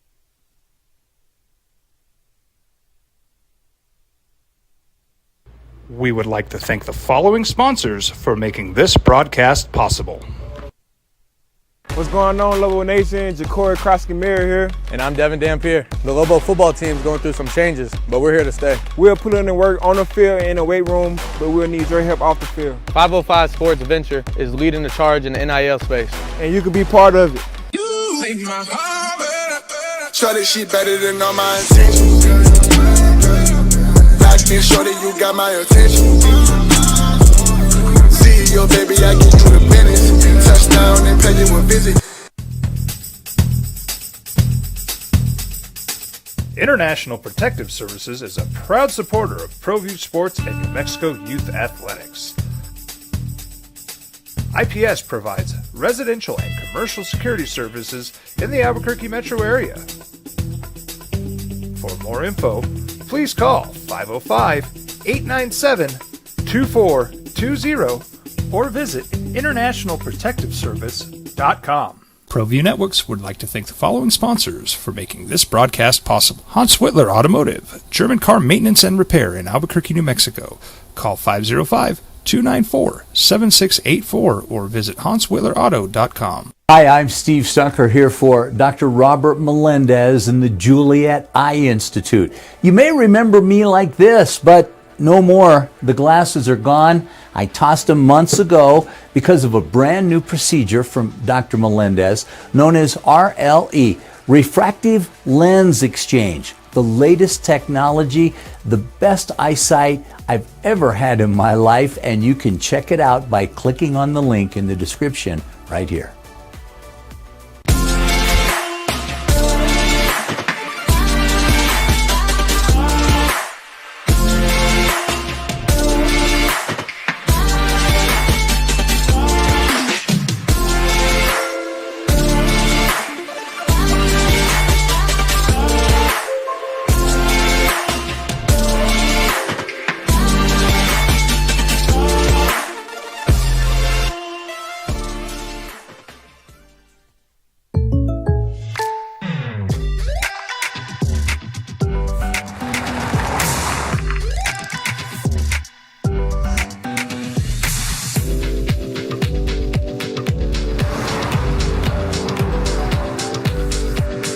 Your surprisingly great rates? Contact your local State Farm agent today. If you want the real deal, call State Farm agent Marty Size in Albuquerque today. Like a good neighbor, State Farm is there.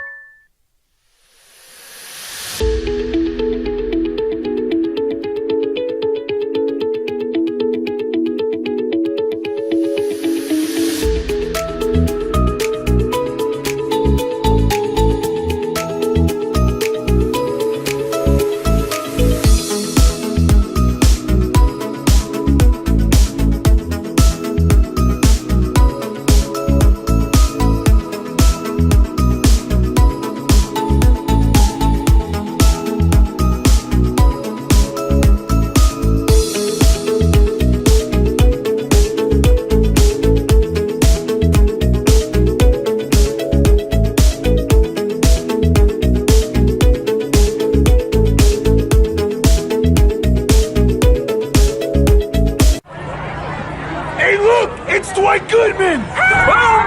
This place is hot. Let's see if anyone needs my help. How about I drive you madman home, huh? I got this, Dwight. I'm the designated driver. Boom. Sweet. Does anyone need Dwight's help getting home tonight? No thanks, Romeo. I've got a taxi all lined up. Drive safe, Dwight. Boom! Boom!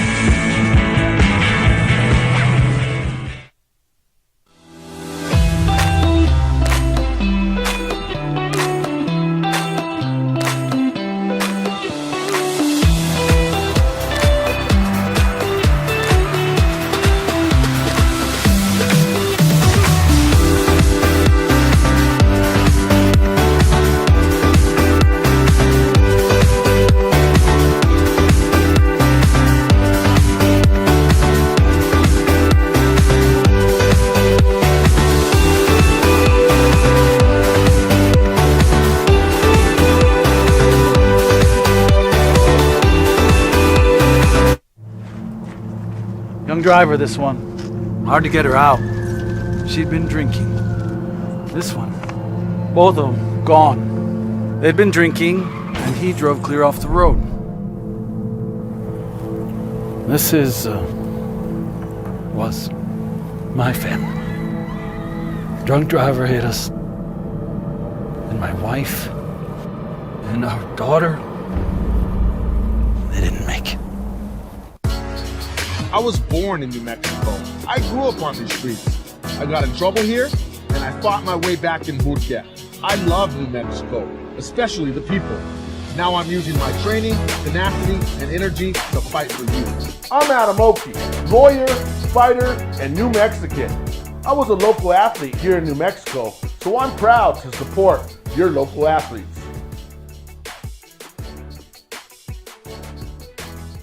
ProView Networks would like to thank the following sponsors for making this broadcast possible. Hans Whitler Automotive, German car maintenance and repair in Albuquerque, New Mexico.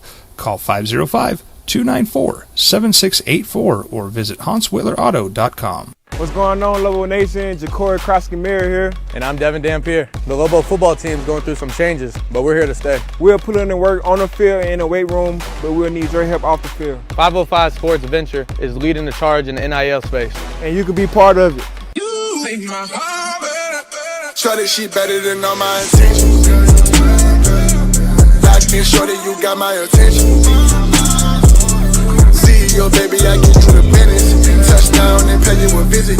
If you're drunk, blasted, intoxicated, ripped, plastered, destroyed, bruh. If you're like this, you shouldn't be driving.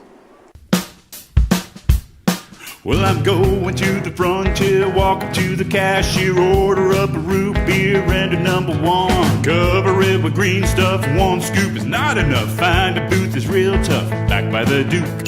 Meet my family, meet my friends in the quirkiest restaurant I have ever been.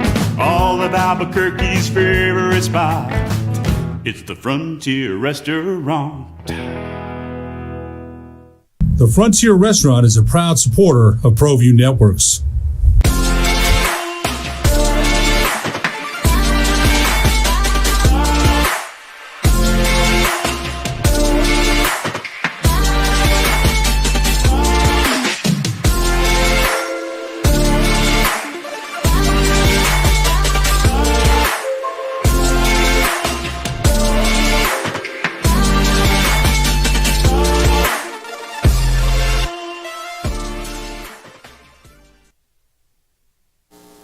You grew up with rotary dial phones, maybe even Morse code to communicate. No, it was two tin cans. It was two tin cans with a string. So you're good. You don't have this stress. No, you're right. You stay away from it. Pretty much, yeah. I don't do anything on my phone. I take pictures. I make some notations, but I'm not on no social media. Time. Yeah, he's about to say face snap. I leave that up for the computer at home, and I pretty much ignore that. You're smart. It wasn't. The thing is, when people say get off social media, it's hard because it's a part of your life now. It is. It really is. You can get lost in it. Yes, you can. So I pretty much stay away from it. And as a young athlete, I'm sure there's times where you open it up and you're like, why am I looking at this stuff? What am I doing right now? Twitter I probably should have deleted Twitter during the season because this is the field that I wanted to go into. I started preparing myself, so I was like, I gotta read what people want to hear, what they want to see, what they talk about. Yeah, so that's a challenge, but it's you're making a statement. It sounds wild to so many people. Like, really, would you care if someone followed or unfollowed you? But when you're the wide receiver for the San Francisco 49ers, you unfollow the 49ers on Instagram, that makes news. Yeah, it's a headline. It does. I do have one failing, though. What is that? YouTube Shorts. Okay. I can get lost in that really easily. Any type of videos, whether it's Reels, YouTube Shorts. Yeah. Those are so easy to get lost in. Yeah. I spent a couple hours last night on it. Well, it drags us all in, Bob. Yeah. It drags us all in to the rabbit hole. That's my one failing. Yeah. But, other than that, Facebook, I have a Twitter account, but I don't think I've looked at it in 6 months. I'm just not into it. That's okay. Yeah. And that's where I wish I was sometimes. That's a good thing. To be not as into it on social media, but it's where it starts. And now for Brandon Ayuk and the San Francisco 49ers, it's a back and forth. John Lynch has said that nothing is happening with Brandon Ayuk. Now, Brandon Ayuk's agent, Ryan Williams, came out yesterday and was responding to a lot of rumors that have been swirling that the Pittsburgh Steelers are really interested in acquiring Brandon Ayuk. So Brandon Ayuk is heading into the final year of his rookie contract. He was a first-round pick, so he's heading into year 5. He doesn't have a long-term extension yet with the San Francisco 49ers. He had 75 catches, 1,300 yards, 7 touchdowns last season. He's the 49ers' true wide receiver 1. And this is the challenge now if you're San Francisco. It's you have CMC, locked in big contract, Deebo Samuel, George Kittle, and Brandon Ayuk. Yeah, you want to pay him, but then guess what's coming next year? Yeah. The Brock Purdy contract. And so this is a legit question. When we come back on the other side, we're going to ask, what should the 49ers do? Because what they've done, Brock Purdy is a good quarterback, but he's also elevated by a fantastic set of skill position players. So how do you make that decision? Do you trust Brock Purdy enough to where you can move on from Brandon Ayuk and still believe that you can find that next wide receiver versus that next quarterback? Seems like a pretty easy answer. But if Brandon Ayuk is on the market, where could his biggest impact be? We'll get into that next. The opening drive here on 95.9 FM, AM 610, the Sports Animal. This report is sponsored by FEMA. We would like to thank the following sponsors for making this broadcast possible. Don't sacrifice quality and flavor when you're in a hurry. Golden Pride offers ribs, fried chicken, red and green chili breakfast burritos, and Frontier Sweet Rolls. 4 great locations, or visit us online at goldenprideabq.com. Golden Pride Barbecue Chicken and Ribs are proud supporters of ProView Sports. These are more than just the sounds of a safe place to go after school. These are the sounds of interest being ignited and of mentors making an impact. At Boys and Girls Clubs, we don't do just one thing. We do whatever it takes to meet the needs of every kid who comes through those doors. Because whatever it takes is what it takes to build great futures. Great futures start here.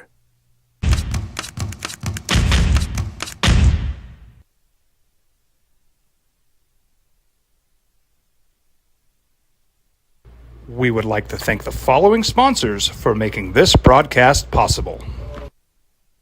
What's going on, Lobo Nation? Ja'Cory Krosky-Miller here. And I'm Devin Dampier. The Lobo football team is going through some changes, but we're here to stay. We'll put in the work on the field and in the weight room, but we'll need your help off the field. 505 Sports Venture is leading the charge in the NIL space. And you can be part of it. Try this shit better than all my intentions.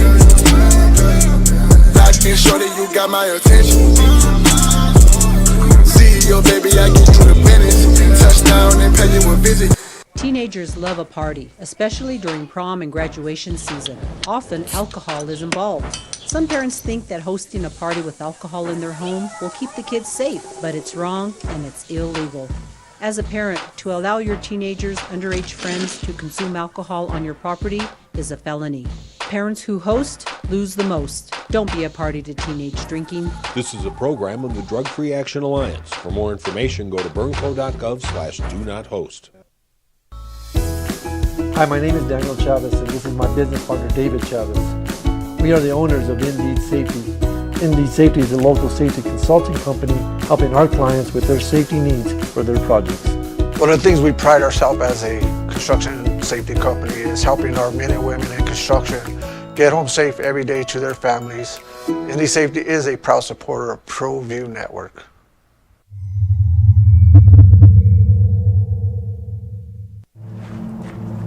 Young driver, this one. Hard to get her out. She'd been drinking. This one. Both of them gone. They'd been drinking, and he drove clear off the road. This was my family. Drunk driver hit us. And my wife and our daughter, they didn't make it. I was born in New Mexico. I grew up on these streets. I got in trouble here, and I fought my way back in boot camp. I love New Mexico, especially the people. Now I'm using my training, tenacity, and energy to fight for you. I'm Adam Oki, lawyer, fighter, and New Mexican. I was a local athlete here in New Mexico, so I'm proud to support your local athletes.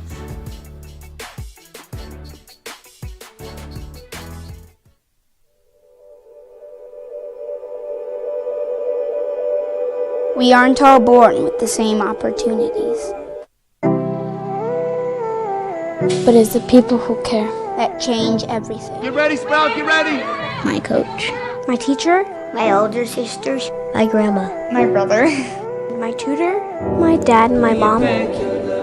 As New Mexicans, it's up to all of us to do our part. So that no child goes without love. And no family has to do it all on their own. They're all our children.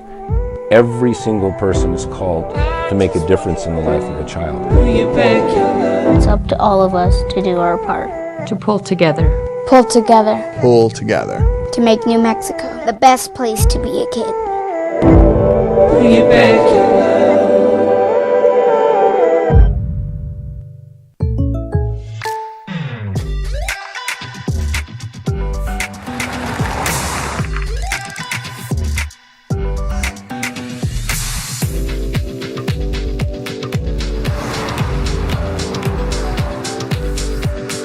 For surprisingly great rates, contact your local State Farm agent today. If you want the real deal, call State Farm agent Marty Size in Albuquerque today. Like a good neighbor, State Farm is there. Hey, look! It's Dwight Goodman! Boom! This place is hot. Let's see if anyone needs my help. How about I drive you madman home, huh?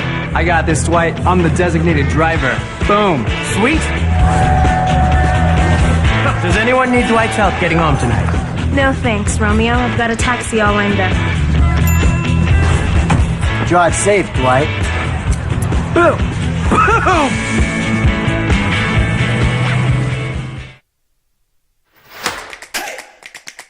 Albuquerque's leader in sports is ProView.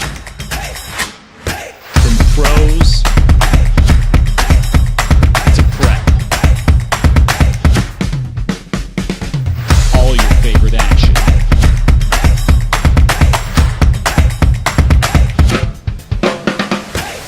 All your favorite talk shows.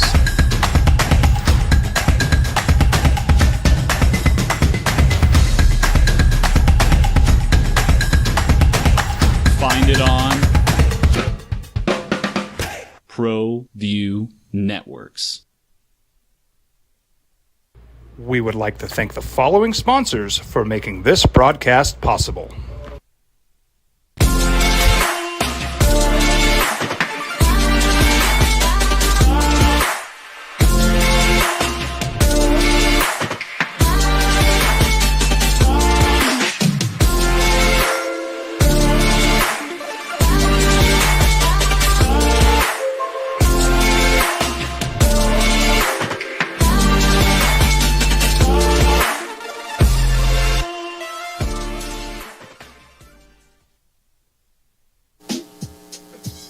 Scotty Scheffler is your Masters champ. Is he the next star on the PGA Tour? Can he be consistent enough to where we finally have found someone that could live up to the hype, live up to the expectations of being the next star in golf? There's a lot of good golfers, but there hasn't been that one constant for a little while. And watching Scotty Scheffler just hit rockets off the tee, darts to the green in the final round of the Masters, when everyone else was tripping over themselves, no hesitation from Scotty Scheffler, gets his second green jacket. What'd you think of the weekend from Scotty? Tiger Woods finishes plus 16, but he made the cut, and he played 4 rounds of golf.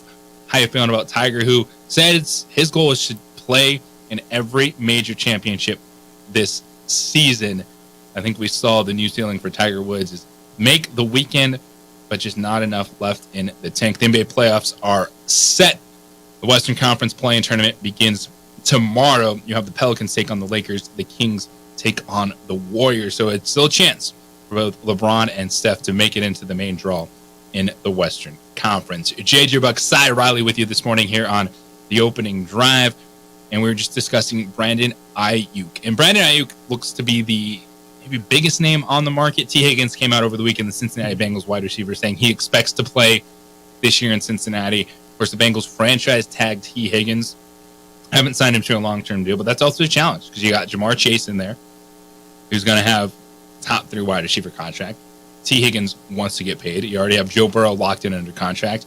And so they're going through that. And the same thing's happening for the 49ers. They have built a fantastic roster, but they know the bill is coming due on the quarterback position. And after this year, Brock Purdy is going to get paid. Mm-hmm. Now, I think it's going to be a manageable contract, whatever that means when we're talking a $100+ million deal.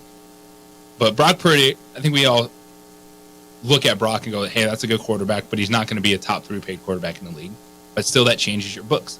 And now if you're San Francisco, these are the questions you have to start answering. What can you do? Because you've built this on this is a system with good skill players, quality quarterback play.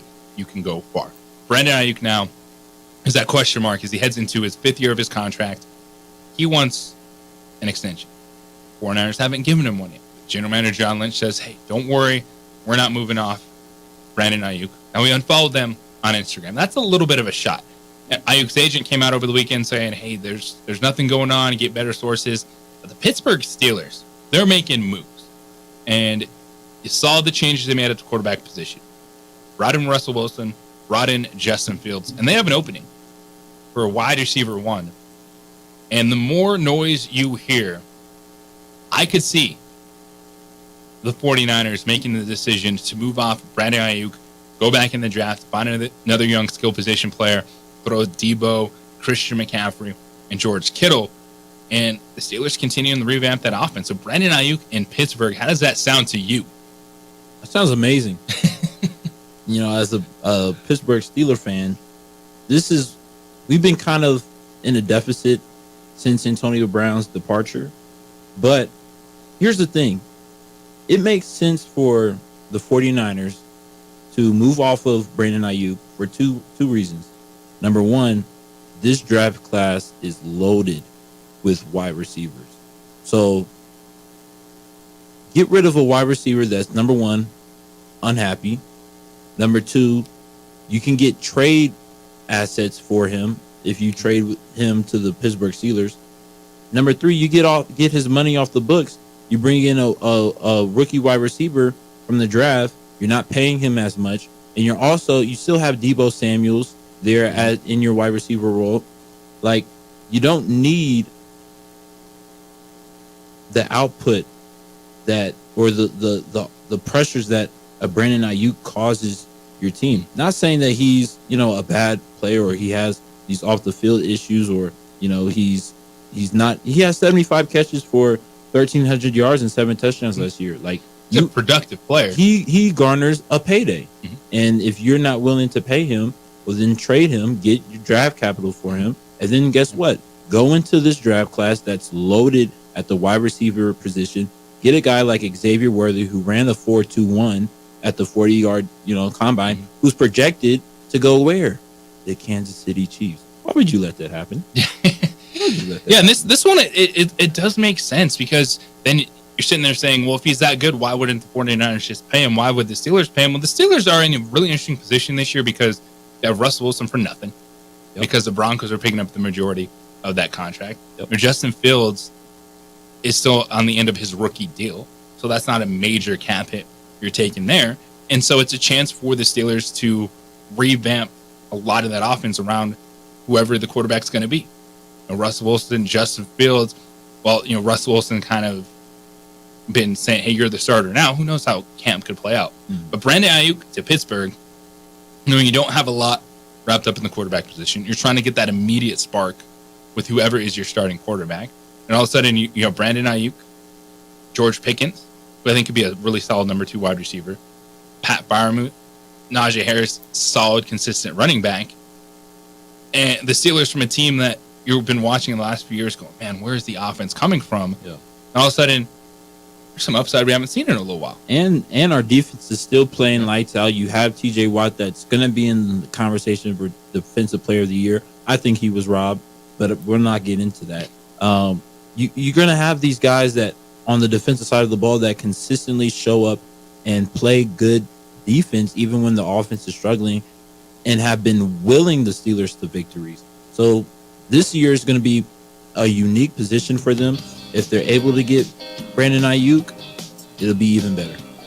505-246-0610. Those are the things you're going to start to see heat up as we head toward the draft next Thursday, first round of the NFL draft. When we come back on the other side, we're going to talk some Lobo football. We have a former Lobo in studio. Yes, there's a transition at the head coaching position, but what is it like?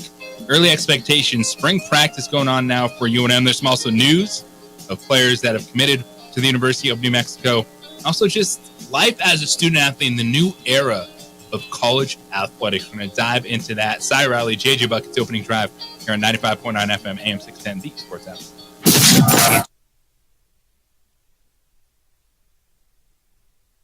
We would like to thank the following sponsors for making this broadcast possible. What's going on, Lobo Nation? Ja'Cory Krosky-Mirror here. And I'm Devin Dampier. The Lobo football team is going through some changes, but we're here to stay. We'll put in the work on the field and in the weight room, but we'll need your help off the field. 505 Sports Adventure is leading the charge in the NIL space. And you can be part of it. You make my heart better. Try this shit better than all my intentions. Locked in shorty, you got my attention. CEO, baby, I give you the business. Touchdown and pay you a visit. I was born in New Mexico. I grew up on these streets. I got in trouble here, and I fought my way back in boot camp. I love New Mexico, especially the people. Now I'm using my training, tenacity, and energy to fight for you. I'm Adam Oki, lawyer, fighter, and New Mexican. I was a local athlete here in New Mexico, so I'm proud to support your local athletes.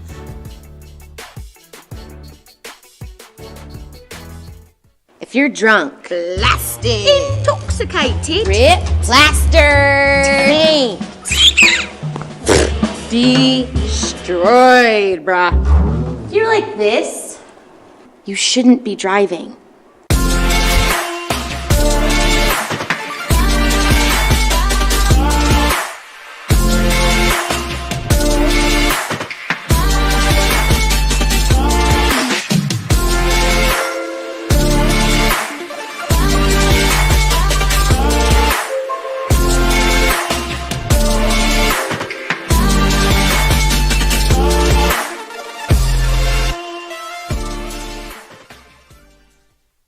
These days, it's important to know people and businesses you can trust. There's a lot of places where you can buy a vehicle, but there's only a few local dealerships where you'll find honest people who have your best interests in mind.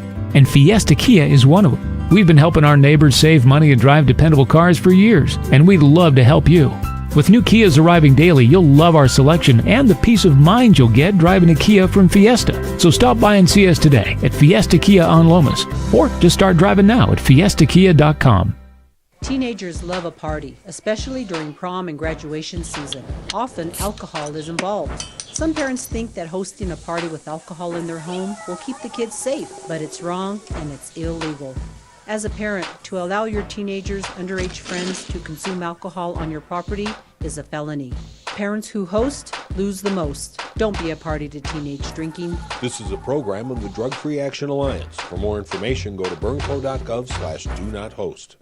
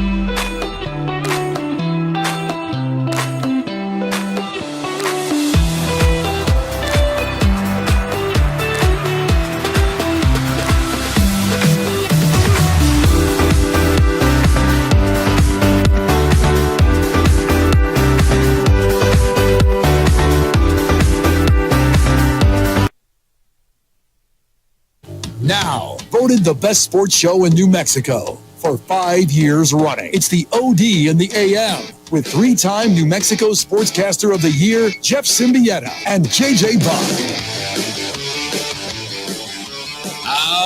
What it do?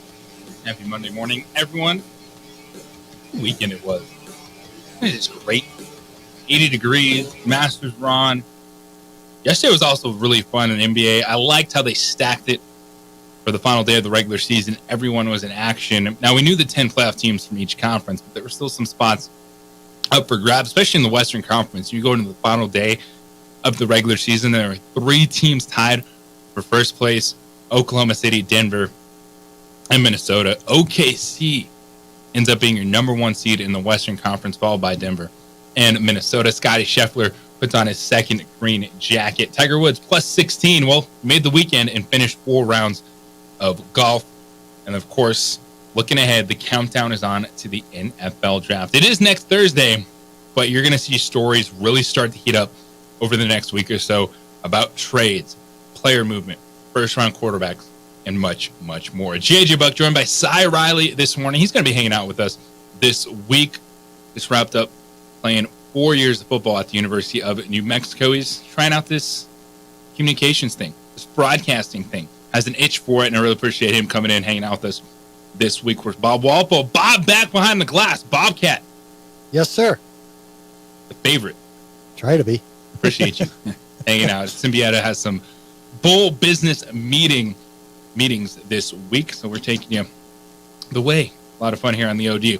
So, can't go on without talking some Lobo football. You just played 4 years at the University of New Mexico. Of course, had an Achilles injury, and you decided, to focus on the next steps for you after your surgery. First, though, what's it been like? What was it like making that decision, and then kind of moving forward, knowing that your college football playing days are behind you? Yeah, my family was a rock for me, and not just my immediate family, like my extended family, getting everybody's input and perspective, because when we make decisions like that, we like to understand all of it. We like to weigh the pros and cons of deciding not to play. And so, yeah, I kind of knew in my heart, after that last off season that, this is my body's kind of failing me, it's kind of ailing me.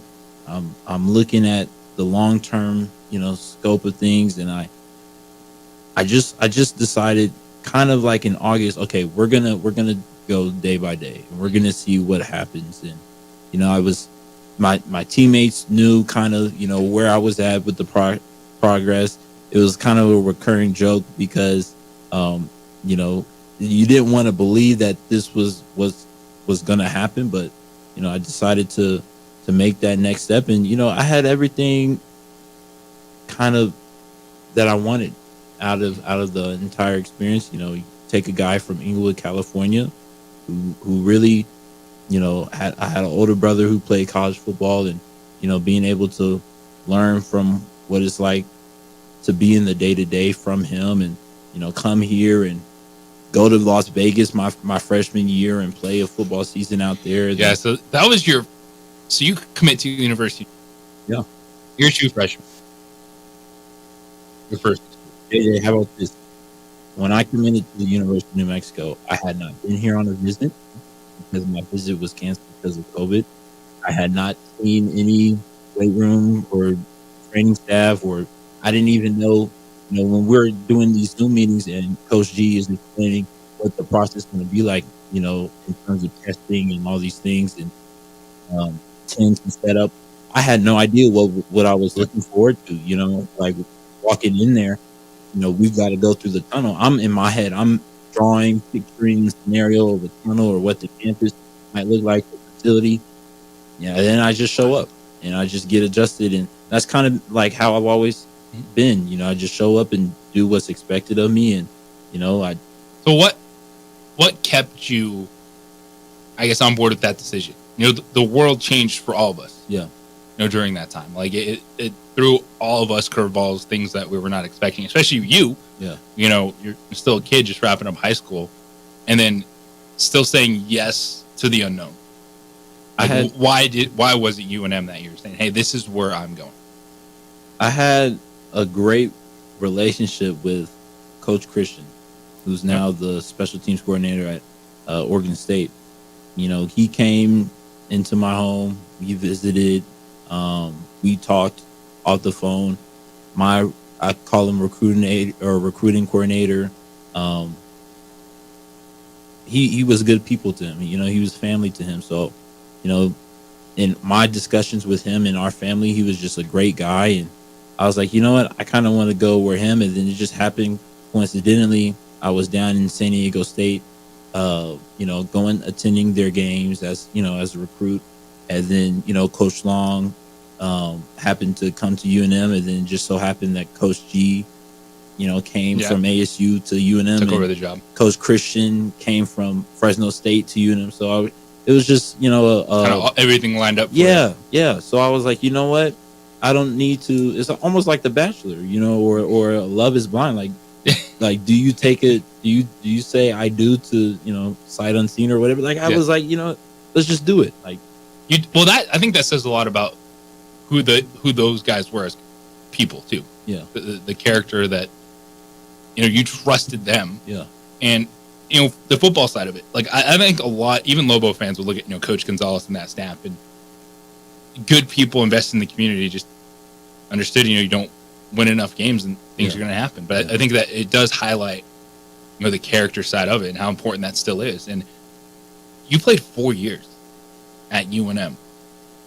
I don't know what percentage of student athletes we're going to see where you could look and say, hey, you played 4 years at one university. And so not only did you come into UNM COVID season where you guys spent that entire year in Las Vegas, Nevada. Yeah.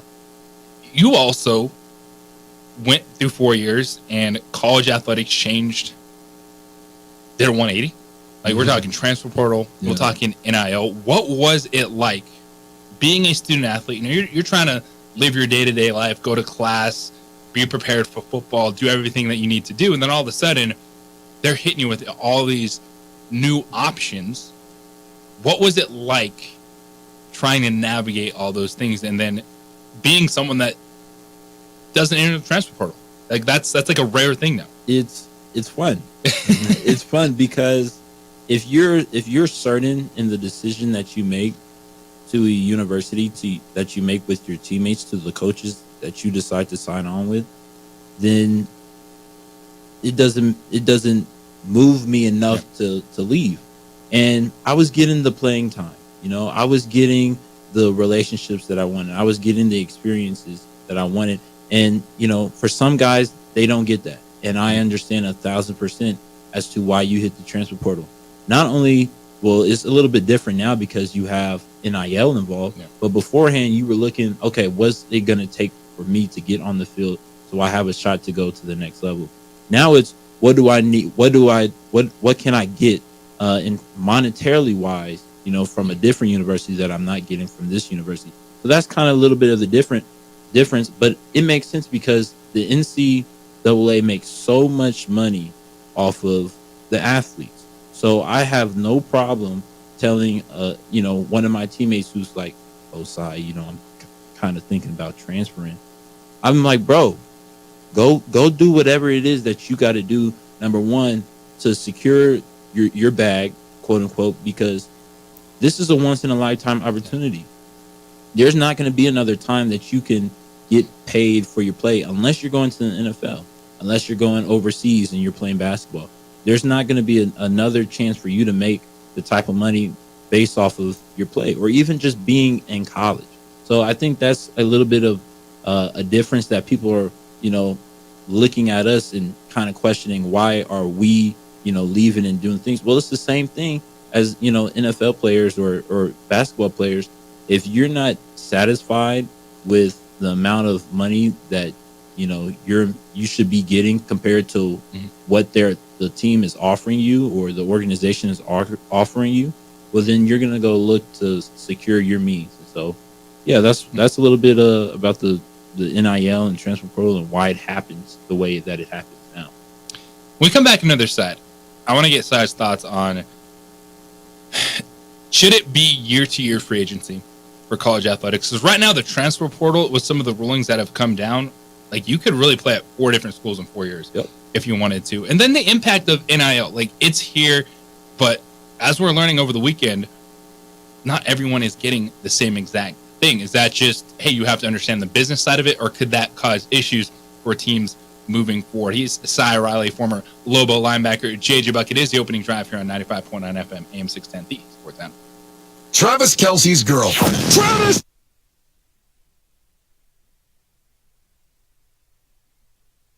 We would like to thank the following sponsors for making this broadcast possible. I was born in New Mexico. I grew up on these streets. I got in trouble here, and I fought my way back in boot camp. I love New Mexico, especially the people. Now I'm using my training, tenacity, and energy to fight for you. I'm Adam Oki, lawyer, fighter, and New Mexican. I was a local athlete here in New Mexico, so I'm proud to support your local athletes.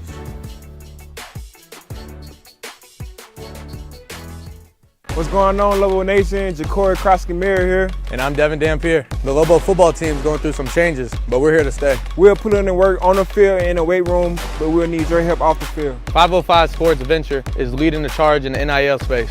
And you can be part of it. Try this shit better than all my intentions. Locked in shorty, you got my attention. CEO, baby, I get you the business. Touchdown and pay you a visit.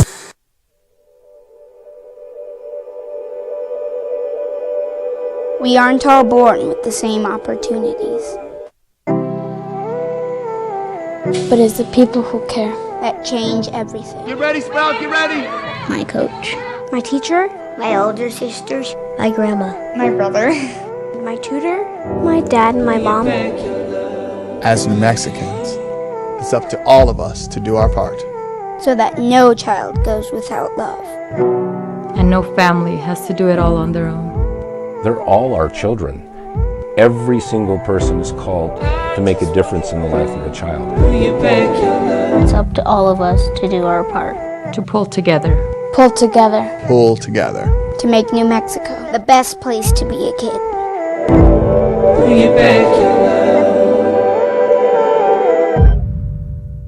Hi, I'm Steve Stucker here for Dr. Robert Melendez and the Juliet Eye Institute. You may remember me like this, but no more. The glasses are gone. I tossed them months ago because of a brand new procedure from Dr. Melendez known as RLE, Refractive Lens Exchange. The latest technology, the best eyesight I've ever had in my life, and you can check it out by clicking on the link in the description right here.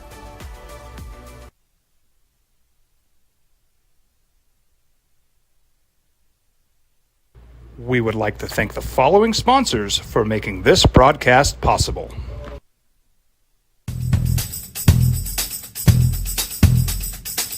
International Protective Services is a proud supporter of ProView Sports and New Mexico Youth Athletics. IPS provides residential and commercial security services in the Albuquerque metro area. For more info, please call 505-897-2420. College, new era of college athletics. NIL transfer portal. Gotta wrap your mind around it. I know it can be frustrating for fans. We got a rarity in studio. Sitting across from me, this young man that played somewhere for 4 years. It's not gonna happen a lot. But also, it's not a negative. And this is the challenge. This is the balance we have to have in college athletics. Things are changing, and the NCAA pushed back on change for so long. That's why it was like the floodgates open, and it did turn into the wild, wild west. But what is next? JJ Buck, Cy Riley, former Lobo linebacker, just wrapped up 4 years at the University of New Mexico, hanging out with us in studio here on 95.9 FM, AM 610, The Sports Animal. Because I think that the challenge is, all right, student athletes, they get name, image, and likeness now. That's also a battle because a lot of it it's all coming from a collective. Mm-hmm. And then that collective raising money from fans, well, it's what do they like? And right now, Kurt Roth, 505 Sports Venture Foundation, they kind of all about basketball. Now, it did come out over the weekend, and Sean Ryder, Albuquerque Journal, pointed out that Kurt Roth said there's 25 football players on NIL deals. Out of how many scholarship players? 85. 85 scholarship players. And then usually, walk-ons, all that. You're talking about, there's over 100 of you guys out there. So right now, there's 25 players on name, image, and likeness deals. As you've seen the business of college athletics change, and you were just in that locker room, and you've been there over the last few years as everyone's trying to figure out what this all means. Is there an understanding that NIL isn't going to be for everyone? Because you look at that number. Right, and it's 25 Lobo football players that Kurt Roth said are on NIL deals. Is that one that the guys say, "Hey, I just have to play better to get those deals," or could there be a little animosity in a locker room regarding those things? Well, no, there's for sure animosity. Yeah.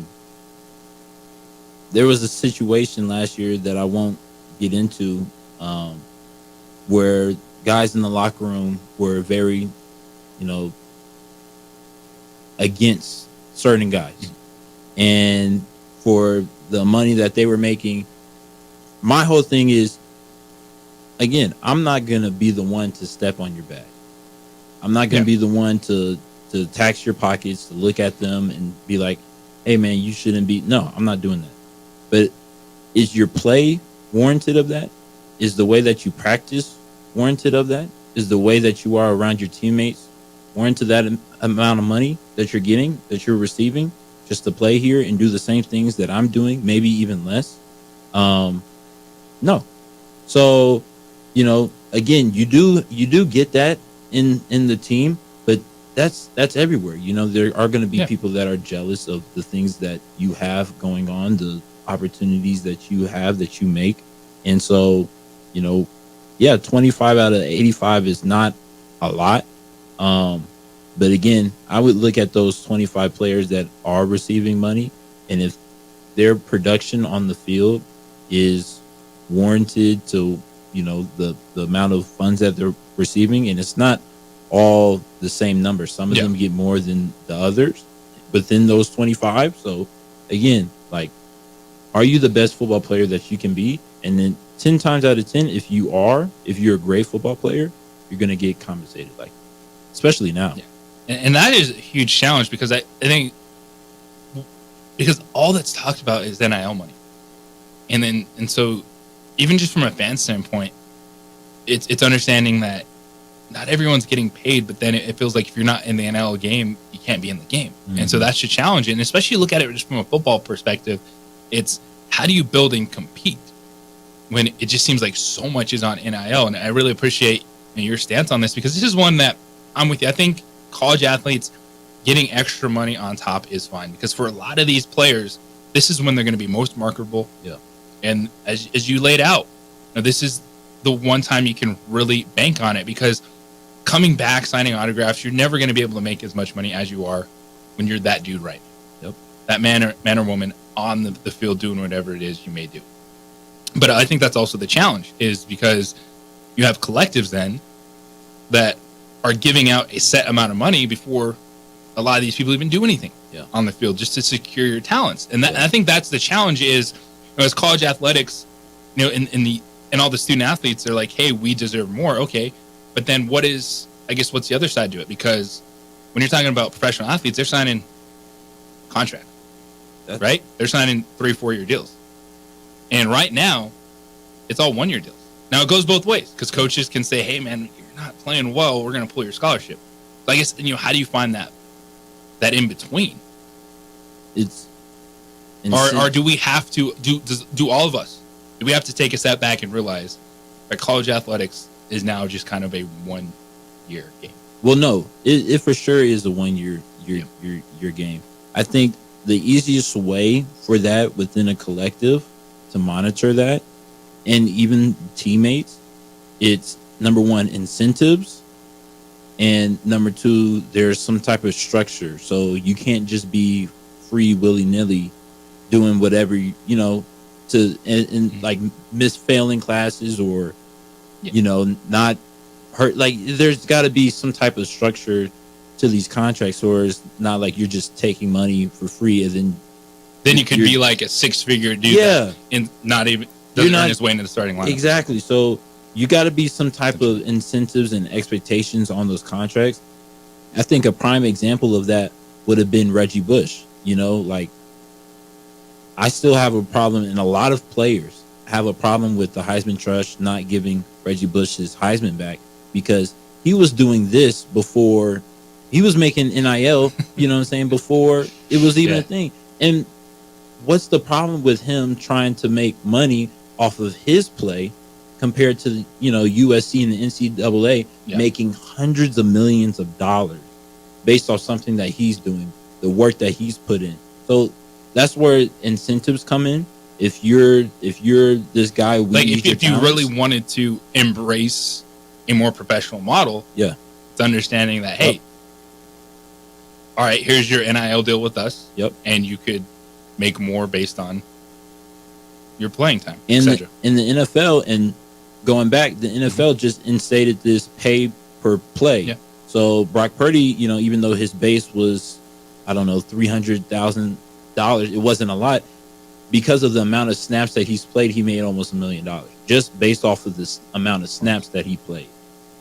So I think if you include that in, then that's a perfect bridge between players and spectators and, the NCAA. Yeah. I'm sure collectives wouldn't mind that as well, knowing they don't have to just hand out, 6-figure deal to someone that hasn't done anything. There's got to be, structures in place, because if you're an ineligible guy, or if you're a guy that's not going to classes or not serving the welfare of the community, then there's got to be some repercussions for that. You can't just be making money just because. Yeah, this is just fascinating, because there's still so many unknowns, because, schools are not supposed to be involved with the collectives, but it's like you have to be to recruit and maintain players. So, there's communication going on there, even though it's not supposed to. If you're a coach, you're like, well, I don't know what the NIL is, but here's the card if you want to contact the collective type of deal. But I appreciate your perspective on this, because I think even athletes, understand that at some point there has to be some guardrails just for everyone on this. But it's like, where does it come from? Because right now the collectives can do whatever they want. And then I guess too is if you start getting the schools involved, does it make a large gap even bigger? Because we know that Division I football, there's levels even in Division I. Like when you guys, you're playing your backside off, and you're flying under the same flag, but there's different advantages for SEC teams versus not listed.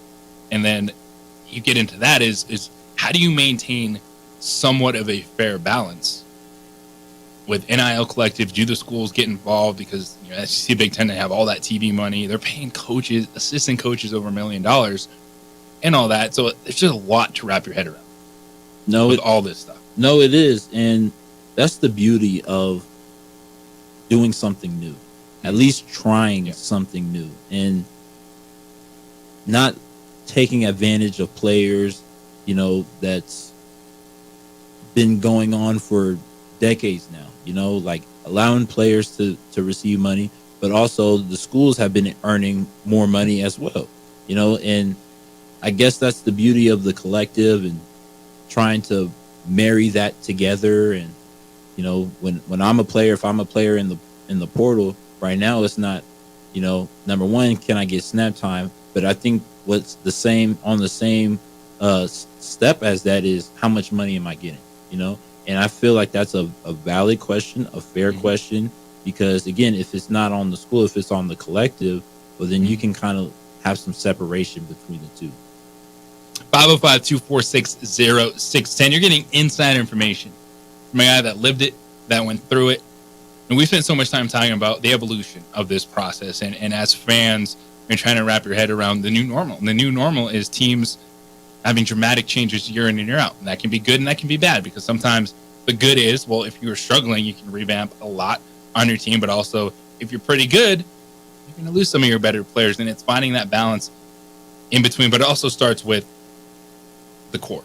And for the Lobos, it's a new core at the top. And you talk Bronco Mendenhall taking over the program, moving forward in the transfer portal and NIL era. Continue after this. It's the opening drive here on 95.9 FM, AM 610, the Sports Animal. Last year, you gave us books, and we gave you beer.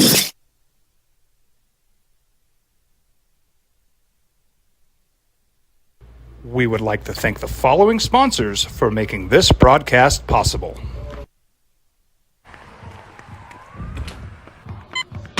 These are more than just the sounds of a safe place to go after school. These are the sounds of interest being ignited and of mentors making an impact. At Boys and Girls Clubs, we don't do just one thing. We do whatever it takes to meet the needs of every kid who comes through those doors. Because whatever it takes is what it takes to build great futures. Great futures start here.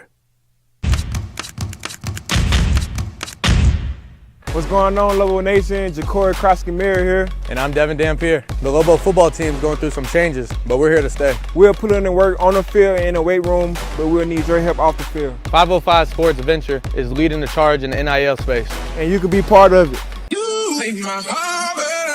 Shorty, she better than all my intentions.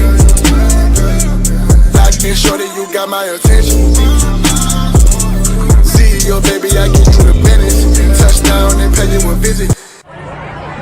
Hey, look, it's Dwight Goodman. Boom! This place is hot. Let's see if anyone needs my help. How about I drive you madman home, huh? I got this, Dwight. I'm the designated driver. Boom. Sweet. Does anyone need Dwight's help getting home tonight? No thanks, Romeo. I've got a taxi all lined up. Drive safe, Dwight. Boom! Boom!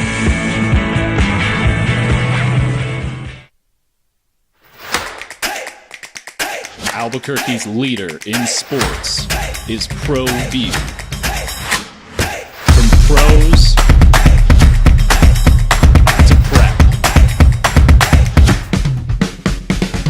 all your favorite action.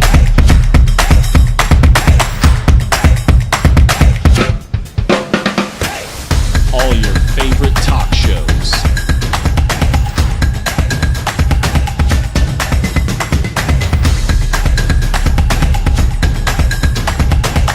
Find it on ProView Networks. These days, it's important to know people and businesses you can trust. There's a lot of places where you can buy a vehicle, but there's only a few local dealerships where you'll find honest people who have your best interests in mind. And Fiesta Kia is one of them. We've been helping our neighbors save money and drive dependable cars for years, and we'd love to help you.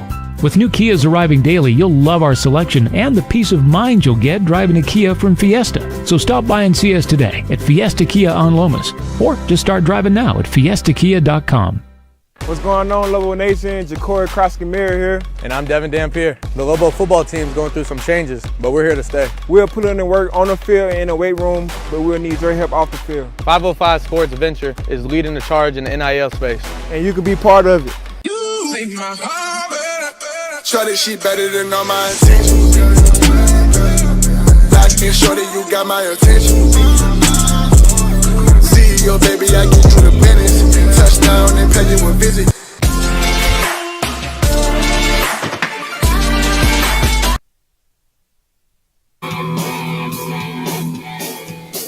Well, the portal giveth and it taketh away.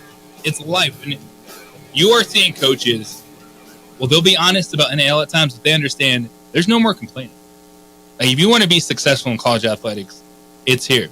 You hope you have a collective, a group of people that believe in your university, that are willing to help raise money and put it towards your student athletes. And they understand the transfer portal, you are going to have to work it.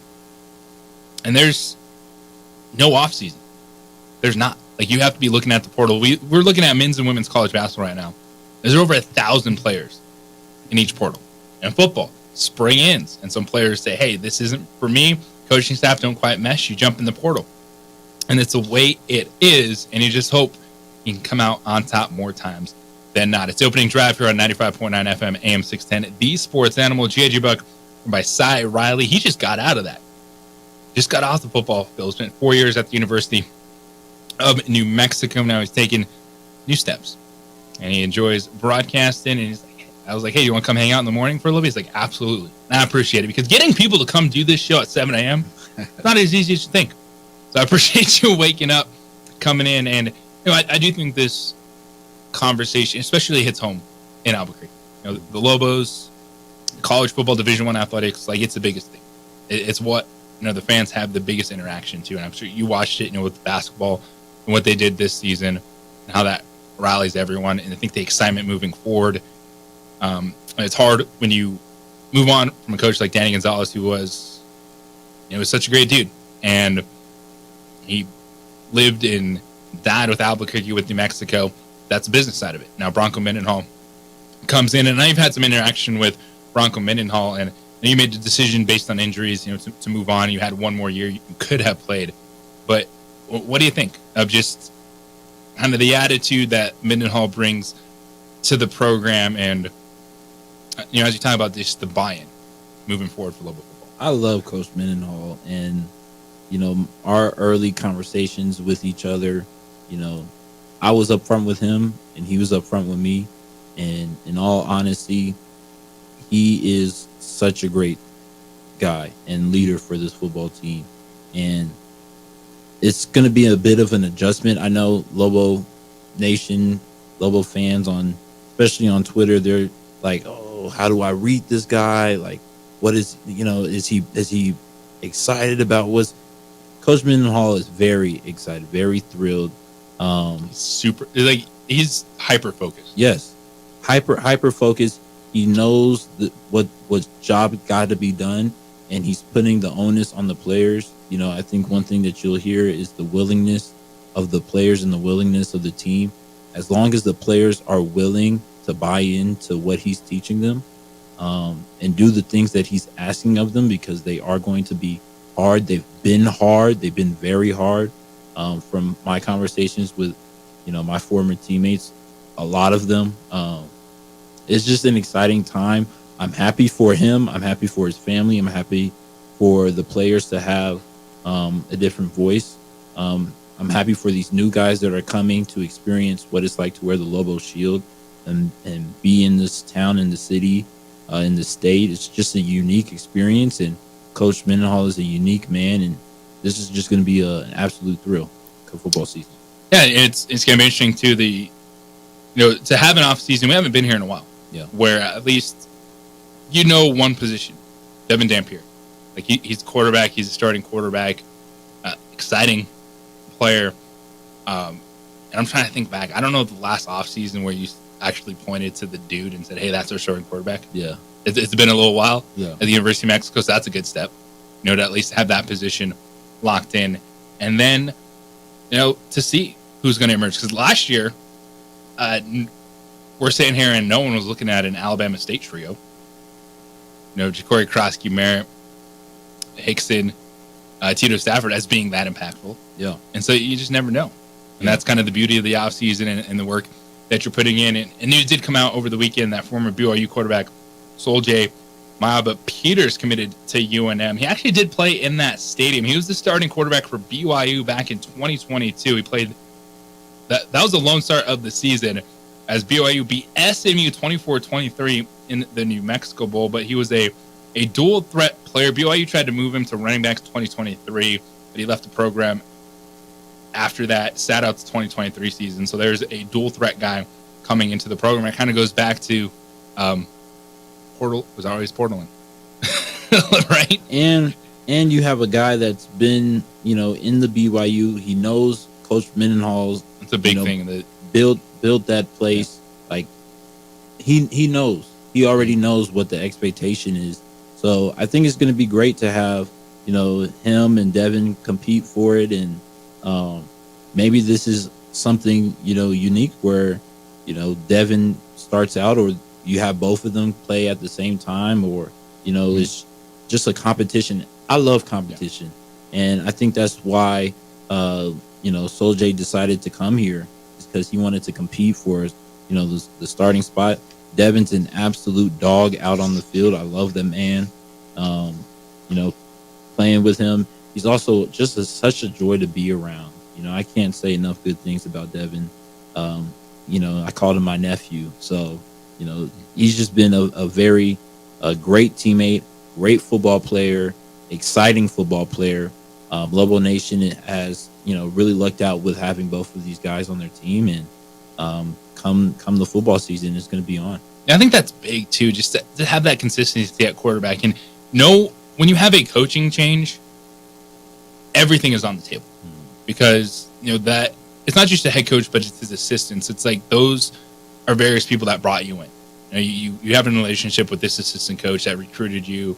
You come in, and then everything changes. And so you take a step back, and you were there. It's how do we manage this situation? What are the new coaching staff going to be like? And for Devin to feel comfortable with the new coaching staff, to stick around, it's a much needed bright spot for Lobo football going into the next season. Because as you said, he was explosive on the field. And I'm excited to get to watch him now have an entire offseason. All right, he has that experience of playing football. Now he has an offseason of understanding, hey, I can be the QB1. Like, it's my job to lose now. Yeah. And that's exciting, knowing that he's put in all that work in the offseason and is able to bring that mindset to the spring ball. And from what I've been told, he's taken a lot of reps this spring ball, which is good for him, especially underneath a new scheme and a new offense from the top all the way down, new coaching staff.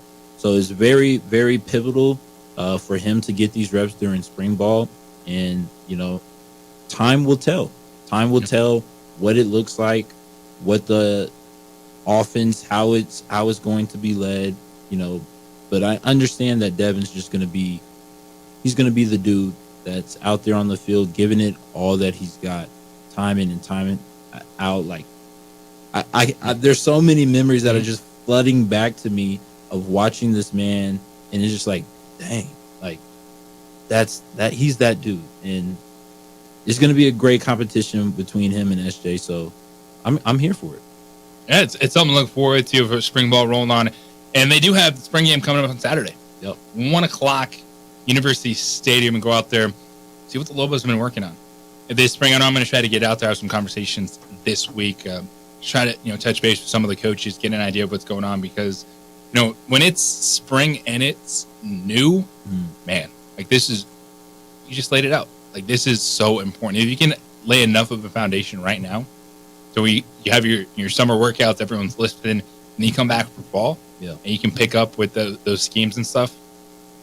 What you got to do. And the players got to hear, Lobo Nation, come out on Saturday, because they've been straining and grinding all off season, and it's that one opportunity where it's like, man, even though it's not a real live game, like there's stakes on the line, it kind of feels like that, because again, now with the transfer portal, if you're not getting the reps that you want, if you're not making the plays out on the field, time and time out, and the coaches are going through this day-to-day process with you, they're evaluating the film, they're watching how you conduct yourself, your rehab, your work ethic, how are you going to school? Are you handling your business?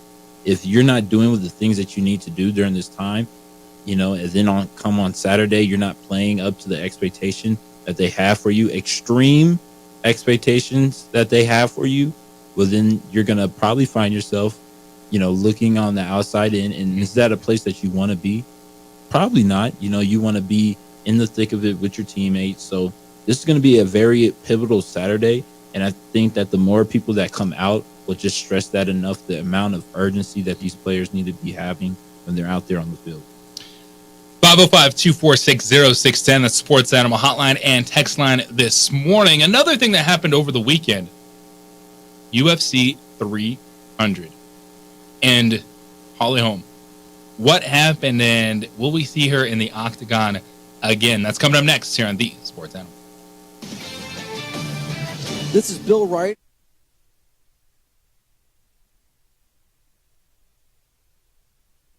We would like to thank the following sponsors for making this broadcast possible.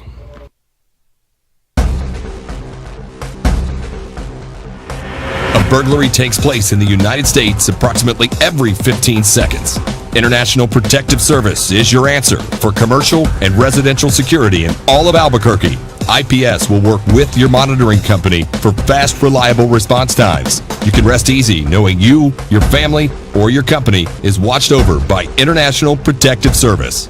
Call International Protective Service today.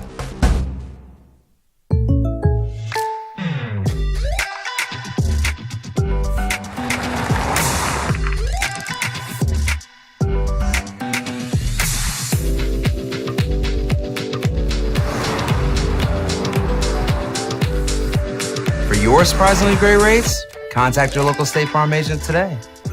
If you want the real deal, call State Farm agent Marty Size in Albuquerque today. Like a good neighbor, State Farm is there. Don't sacrifice quality and flavor when you're in a hurry. Golden Pride offers ribs, fried chicken, red and green chili breakfast burritos, and Frontier sweet rolls. 4 great locations, or visit us online at goldenprideabq.com. Golden Pride Barbecue Chicken and Ribs are proud supporters of ProView Sports. If you're drunk, blasted, intoxicated, ripped, plastered, taint, destroyed, bruh. If you're like this, you shouldn't be driving. Young driver, this one. Hard to get her out. She'd been drinking. This one. Both of them gone. They'd been drinking, and he drove clear off the road. This was my family. Drunk driver hit us. And my wife and our daughter, they didn't make it. Hi, I'm Steve Stunker here for Dr. Robert Melendez and the Juliet Eye Institute. You may remember me like this, but no more. The glasses are gone. I tossed them months ago because of a brand new procedure from Dr. Melendez known as RLE, Refractive Lens Exchange. The latest technology, the best eyesight I've ever had in my life, and you can check it out by clicking on the link in the description right here. Hi, my name is Daniel Chavez, and this is my business partner, David Chavez. We are the owners of Indeed Safety. Indeed Safety is a local safety consulting company helping our clients with their safety needs for their projects. See, now she still has 4 fights left on a 6-fight deal she signed with UFC. Holly Holm said on Instagram, she posted it yesterday, quote, "I lost all focus on the game plan. I know I am capable of more than that." And this was really the first time in a while that if you were watching that fight, Holly Holm got physically dominated. Like Harrison was stronger, younger, more athletic. Holly Holm is in great shape. And physically, mentally, she can still train, she can still put herself into position, but that's the difference of a 42-year-old fighter versus a fighter in her late 20s. And just see the difference. Now, I know a lot of people after the fact said, Holly Holm should walk away. That should be it. But I think that's going to be tough to do because now Holly, just looking at her, she didn't take a lot of damage because, it was more of a grappling fight. So she didn't come out beat up, cut up, anything like that. She said that she's still healthy. She's focused on it. And will that be the last time we see Holly Holm in the octagon? No. I think she's going to continue to fight, but I think if she still was holding out hope, maybe she could climb that ladder and get another title shot. I don't think that's coming in her future anytime soon, but that's just a reality. If she's not able to be a striker, keep someone at a distance, the stronger fighters are going to overwhelm her. And that's where you kind of thought that her expertise in the UFC would come to play, that she wouldn't get taken down to the mat and dominated as aggressively as she was. But I think Holly Holm will figure it out, what steps she needs to take in order to get a couple of wins in a row. But I don't think that we should expect the same, kind of almost with Tiger. I don't think we should expect the same physically dominating performances that Holly's having on these UFC fight nights. Like, UFC 300 was a great card, and this fight was one of those fights that you didn't think would go as you expected, which contributed to the greatness of the card. But Holly will figure it out. She'll figure out how to win and train in the correct ways, that and focus mentally on dominating her opponent. But I don't think we can expect her to I don't think that's fair expectations to put on her to find her way into another title shot. May I ask a question here? Of course. Wasn't her opponent a Olympic gold medalist in judo? Yes. That could make a big difference. Oh, no doubt. That was the difference, is when Harrison took her to the ground. Yep. Yeah. Game over. You said it was more of a grappling fight. Yeah. And that, I don't think she's ever faced anything like that. So the last one would have been Ronda Rousey. So Rousey was an Olympian. But not in judo. But yeah, and so Harrison is the new breed of fighter. Mm-hmm. And Ronda Rousey was just this ridiculous athlete that was out athleting everybody. Now you're getting the fighters that have the grapple game and the striking game on top of everything. So it's a different game for her, for Holly. So maybe not. I don't think she'll get a title shot. No, I think that's out the window. But I think what we're going to see is Holly Holm is, so she was a prelim on UFC 300. Yeah. So I don't think Holly's going to be a pay-per-view fighter anymore. And that's a big thing. That can get you some extra money. I think she'll do one more fight and hopefully win and then stop. She'd like to go out as a winner. Yeah, I think that's the best laid plans for everyone. Yeah. Is trying to go out a winner. Okay, thanks. No, I think that's a great point. And I think that's what we'll see. I think Holly wants to erase this. Yeah. Where she was physically dominant. Yeah. In the octagon. And the game plan, I'm sure, was to try to keep Harrison at a distance. She was just striking, and that wasn't there. Harrison overwhelmed her, took her out. But also part of that, too, is she didn't take a ton of damage. So that's crazy, though. You think 42 and then getting right back out there to train for another fight. And I think the UFC will give her another opportunity. Yeah. In this, it won't be a pay-per-view fight. Dana's so great when it comes to letting fighters go out on their terms. Great fighters go out on their terms. We thought that the experience that Holly has had within the UFC and her professional career, that it wouldn't have gotten like this on Saturday. But again, that's no detriment to the type of person that she is and the willingness that she has to continue to keep on fighting. I think she'll get another 2 fights in before she decides to hang it up, because it's still payday. Yeah. And as long as you still have the want to. Yeah. And Holly Holm still has the want to. She's in fantastic shape. She wants to train. She's locked in. Do that as long as you can. Yep.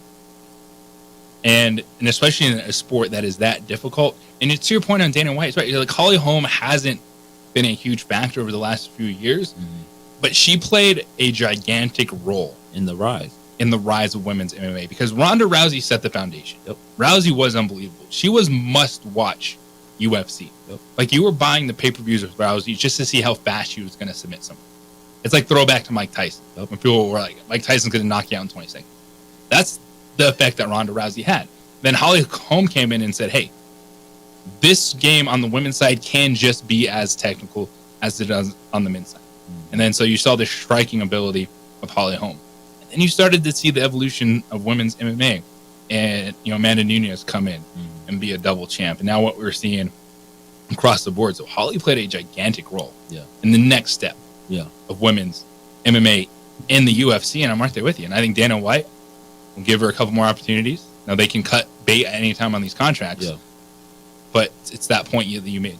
Yeah. Give her the chance to go out on top. Yeah, she'll get another 2 fights in and erase this one from the memory, because you don't want to be 42, 43, 44. Like, as you continue to get older, the fights are only going to get more difficult. Yeah. They're going to become more taxing on the body. So you want to go out, in a way that's, number one, on top, number two, on your own terms. So you don't want to be pushed out or she runs out of fights. Right. A lot of times. You don't want that. Unfortunately, you go out on the terms you don't want to go out on. Yeah. Yeah. So I think Dana and Holly will talk, and they'll correct the things that need to be corrected. And she's a legend, so she'll get what she deserves, and they'll do right by her. Yeah, but that was a fight card that UFC 300. It was big for them. 300 event. It was in T-Mobile Arena in Las Vegas. But I was watching, the prelims and then the hype for, and people really bought in this card because you have a 5-round fight. Yeah. So the BMF title, it's the baddest mother bleeper on the planet. It's not a real championship, but the UFC guys, they kind of fight for it. And this was Max Holloway, Justin Gaethje. And Holloway knocked out Gaethje with 2 seconds left in the 5th round. Unbelievable finish. Unbelievable. That's wild. Unbelievable. And the type of man that it takes to, because Max Holloway was winning the fight maybe 4 rounds to none at that point. Probably 5. He definitely got the 5th. He was winning that fight unequivocally and said, stand right here in the middle. Stand right here in the middle, and we're just going to go crazy. That bell, and then you start swinging, and he didn't back off. No, He's he like, didn't. all right, let's go. Let's stand. And then there was a moment that, they kind of broke away, and he was like, nah, let's get right back to it. And just the absolute dog that it takes for both of these fighters. Justin Gaethje, should get credit too for standing in the mix of things. His nose was broken within the first couple minutes of the fight. Yeah. And he had to deal with it the entire 25 minutes. Like, the amount of courage that it takes for both of these 2 fighters to get into the ring and then stand there with everything on the line to lose for Max Holloway and decide, we're just going to throw haymakers. And he landed one with 2 seconds left. Is crazy. That was wild. That was wild night. UFC 300, the future of Holly Holm. Get your thoughts in 505-246-0610. Do you want to see her fight again? Or do you think she's done enough with her legacy, which she obviously has? But here's the thing. If you're Holly Holm, that performance is going to eat at you. And when she posted that video on social media yesterday, I think the realization is, Holly understands that while she is in great shape, she's a good athlete, there are people that are stronger than her now. And that's why she said game plan. You have to stick to your game plan so you don't get put in that position where you get taken down and then submitted in the 2nd round. But it was a fantastic weekend Sunday watching Scotty Scheffler just run away from the field. Everyone else tripping, hitting it into the pine straw, hitting it into the water, and Scotty Scheffler dropping darts on the green, gets his 2nd green jacket. And if Scotty Scheffler can start stacking up major tournament victories, it's already 2 green jackets for him. The way he plays, I think we're looking at a legitimate star that finally lives up to the hype, because people have been looking at it for so long. It was Roy McIlroy, Jordan Spieth, Justin Thomas. Brooks Koepka showed up in the majors. He's a 5-time major champion, but he didn't really have that consistency. And now with the PGA Live split, we're kind of looking at who is going to be a star. And I think Scotty Scheffler has that ability to be a dominant figure of this era of golf and actually live up to that. And when you have someone that's not named Tiger Woods that is drawing people in on Sunday at the Masters, that's something to pay attention to. Yeah, Scotty is a great guy for the sport of golf, and sadly Tiger wasn't able to figure it out on the back half of his time at the Masters this past weekend. But Scotty was able to prove the things that he's been, everybody's been saying about him, the PGA and Live Golf. Like, he's gonna be a problem for a continued amount of time, and that's just scary for everybody else. Oh, he's the dude now that if you look at the leaderboard on Sunday and Scheffler's on top, he's not coming back. No, he's not. Like, you're gonna have to find a way to run him down. You saw that from Morikawa, who's a 2-time major champ. He struggled. DeChambeau tripped all over himself. Shout out to Oberg, kid who was just playing at Texas Tech last year. Yeah. To stay 4 shots back. Yeah. But that was an incredible performance on Sunday, and we'll see if Scottie Scheffler can live up to the hype and really become that consistent star for the PGA Tour. I'm excited because tomorrow it's playing day. The Western Conference gets going. We're going to see LeBron James. We're going to see Steph Curry on the floor trying to make it into the main draw. And joining us in studio tomorrow, it's Kenny Thomas. It's Kicking It with Kenny Thomas. Of course, Tuesdays and Fridays, 9 to 9:30. The former Lobo NBA forward is in studio. We're going to break down the play-in tournament. We're going to ask him who could be the most dangerous team out of the Western and Eastern Conference. And he did play in Philadelphia. You see the 76ers give Allen Iverson the smallest statue possible? I tried not to. I tried not to. So here's the thing. Allen Iverson, baller. Yeah. But one of the most quoted athletes ever, because what do we go? Practice. Practice. We're talking about practice, not a game. Practice. Yeah. The Philadelphia 76ers gave AI a statue outside the practice facility, which I think is amazing. Yeah. But the statue is the size of a toddler. I don't know. What are we doing? I don't know what we're doing. So we're gonna talk to Kenny Thomas about that because he played with Allen Iverson. He played in Philadelphia. Just the thoughts of the smallest statue that you've ever seen. One of the greatest players in history of your organization. Kenny Thomas tomorrow at 9 a.m. Cy, that was awesome, man. Man, it was so great. And you're back tomorrow. And I'm back. Lock and load. Bob, appreciate you. Thank you. We got the Jim Rome Show coming up next. Colin Cowherd follows at 1 o'clock. And then 2 Men On goes live at 4 p.m. We are back tomorrow at 7 a.m., everybody. Meta World Peace and Love. Have a great day.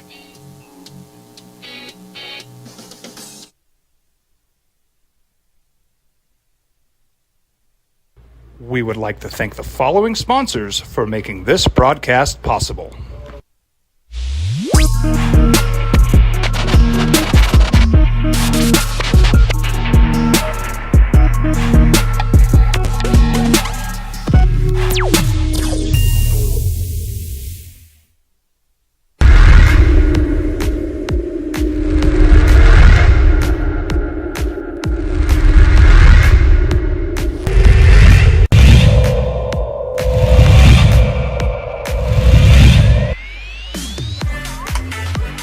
Contact will drive us some more runs.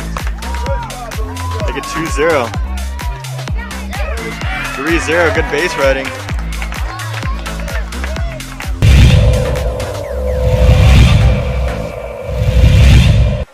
And popped up to the right side. Casaus looking underneath it. No, it's not Casaus. Figueroa Brito makes the play at the end.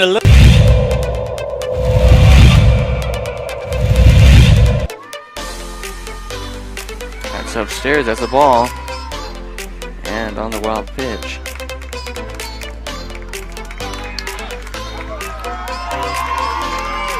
And Cibola caught Rio Rancho sleeping.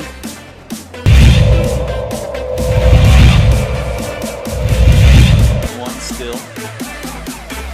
And ripped to right center, sliding after it. Savage is rounding second. They're coming home. It's Wyatt Tinker, and Kaysen Savage is going to test the arm. Kaysen Savage.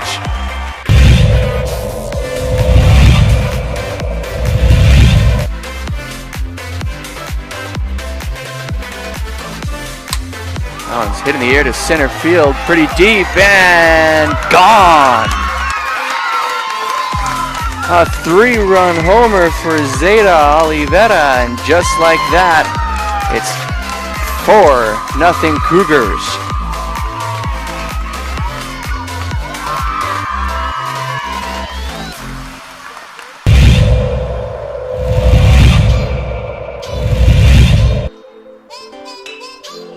Shot too short, and what a glove! As Talon Barasa gets on that one, and that will retire the side. First 1-2-3 inning of the day. Take a look at that man right there. He's a bad, bad man out.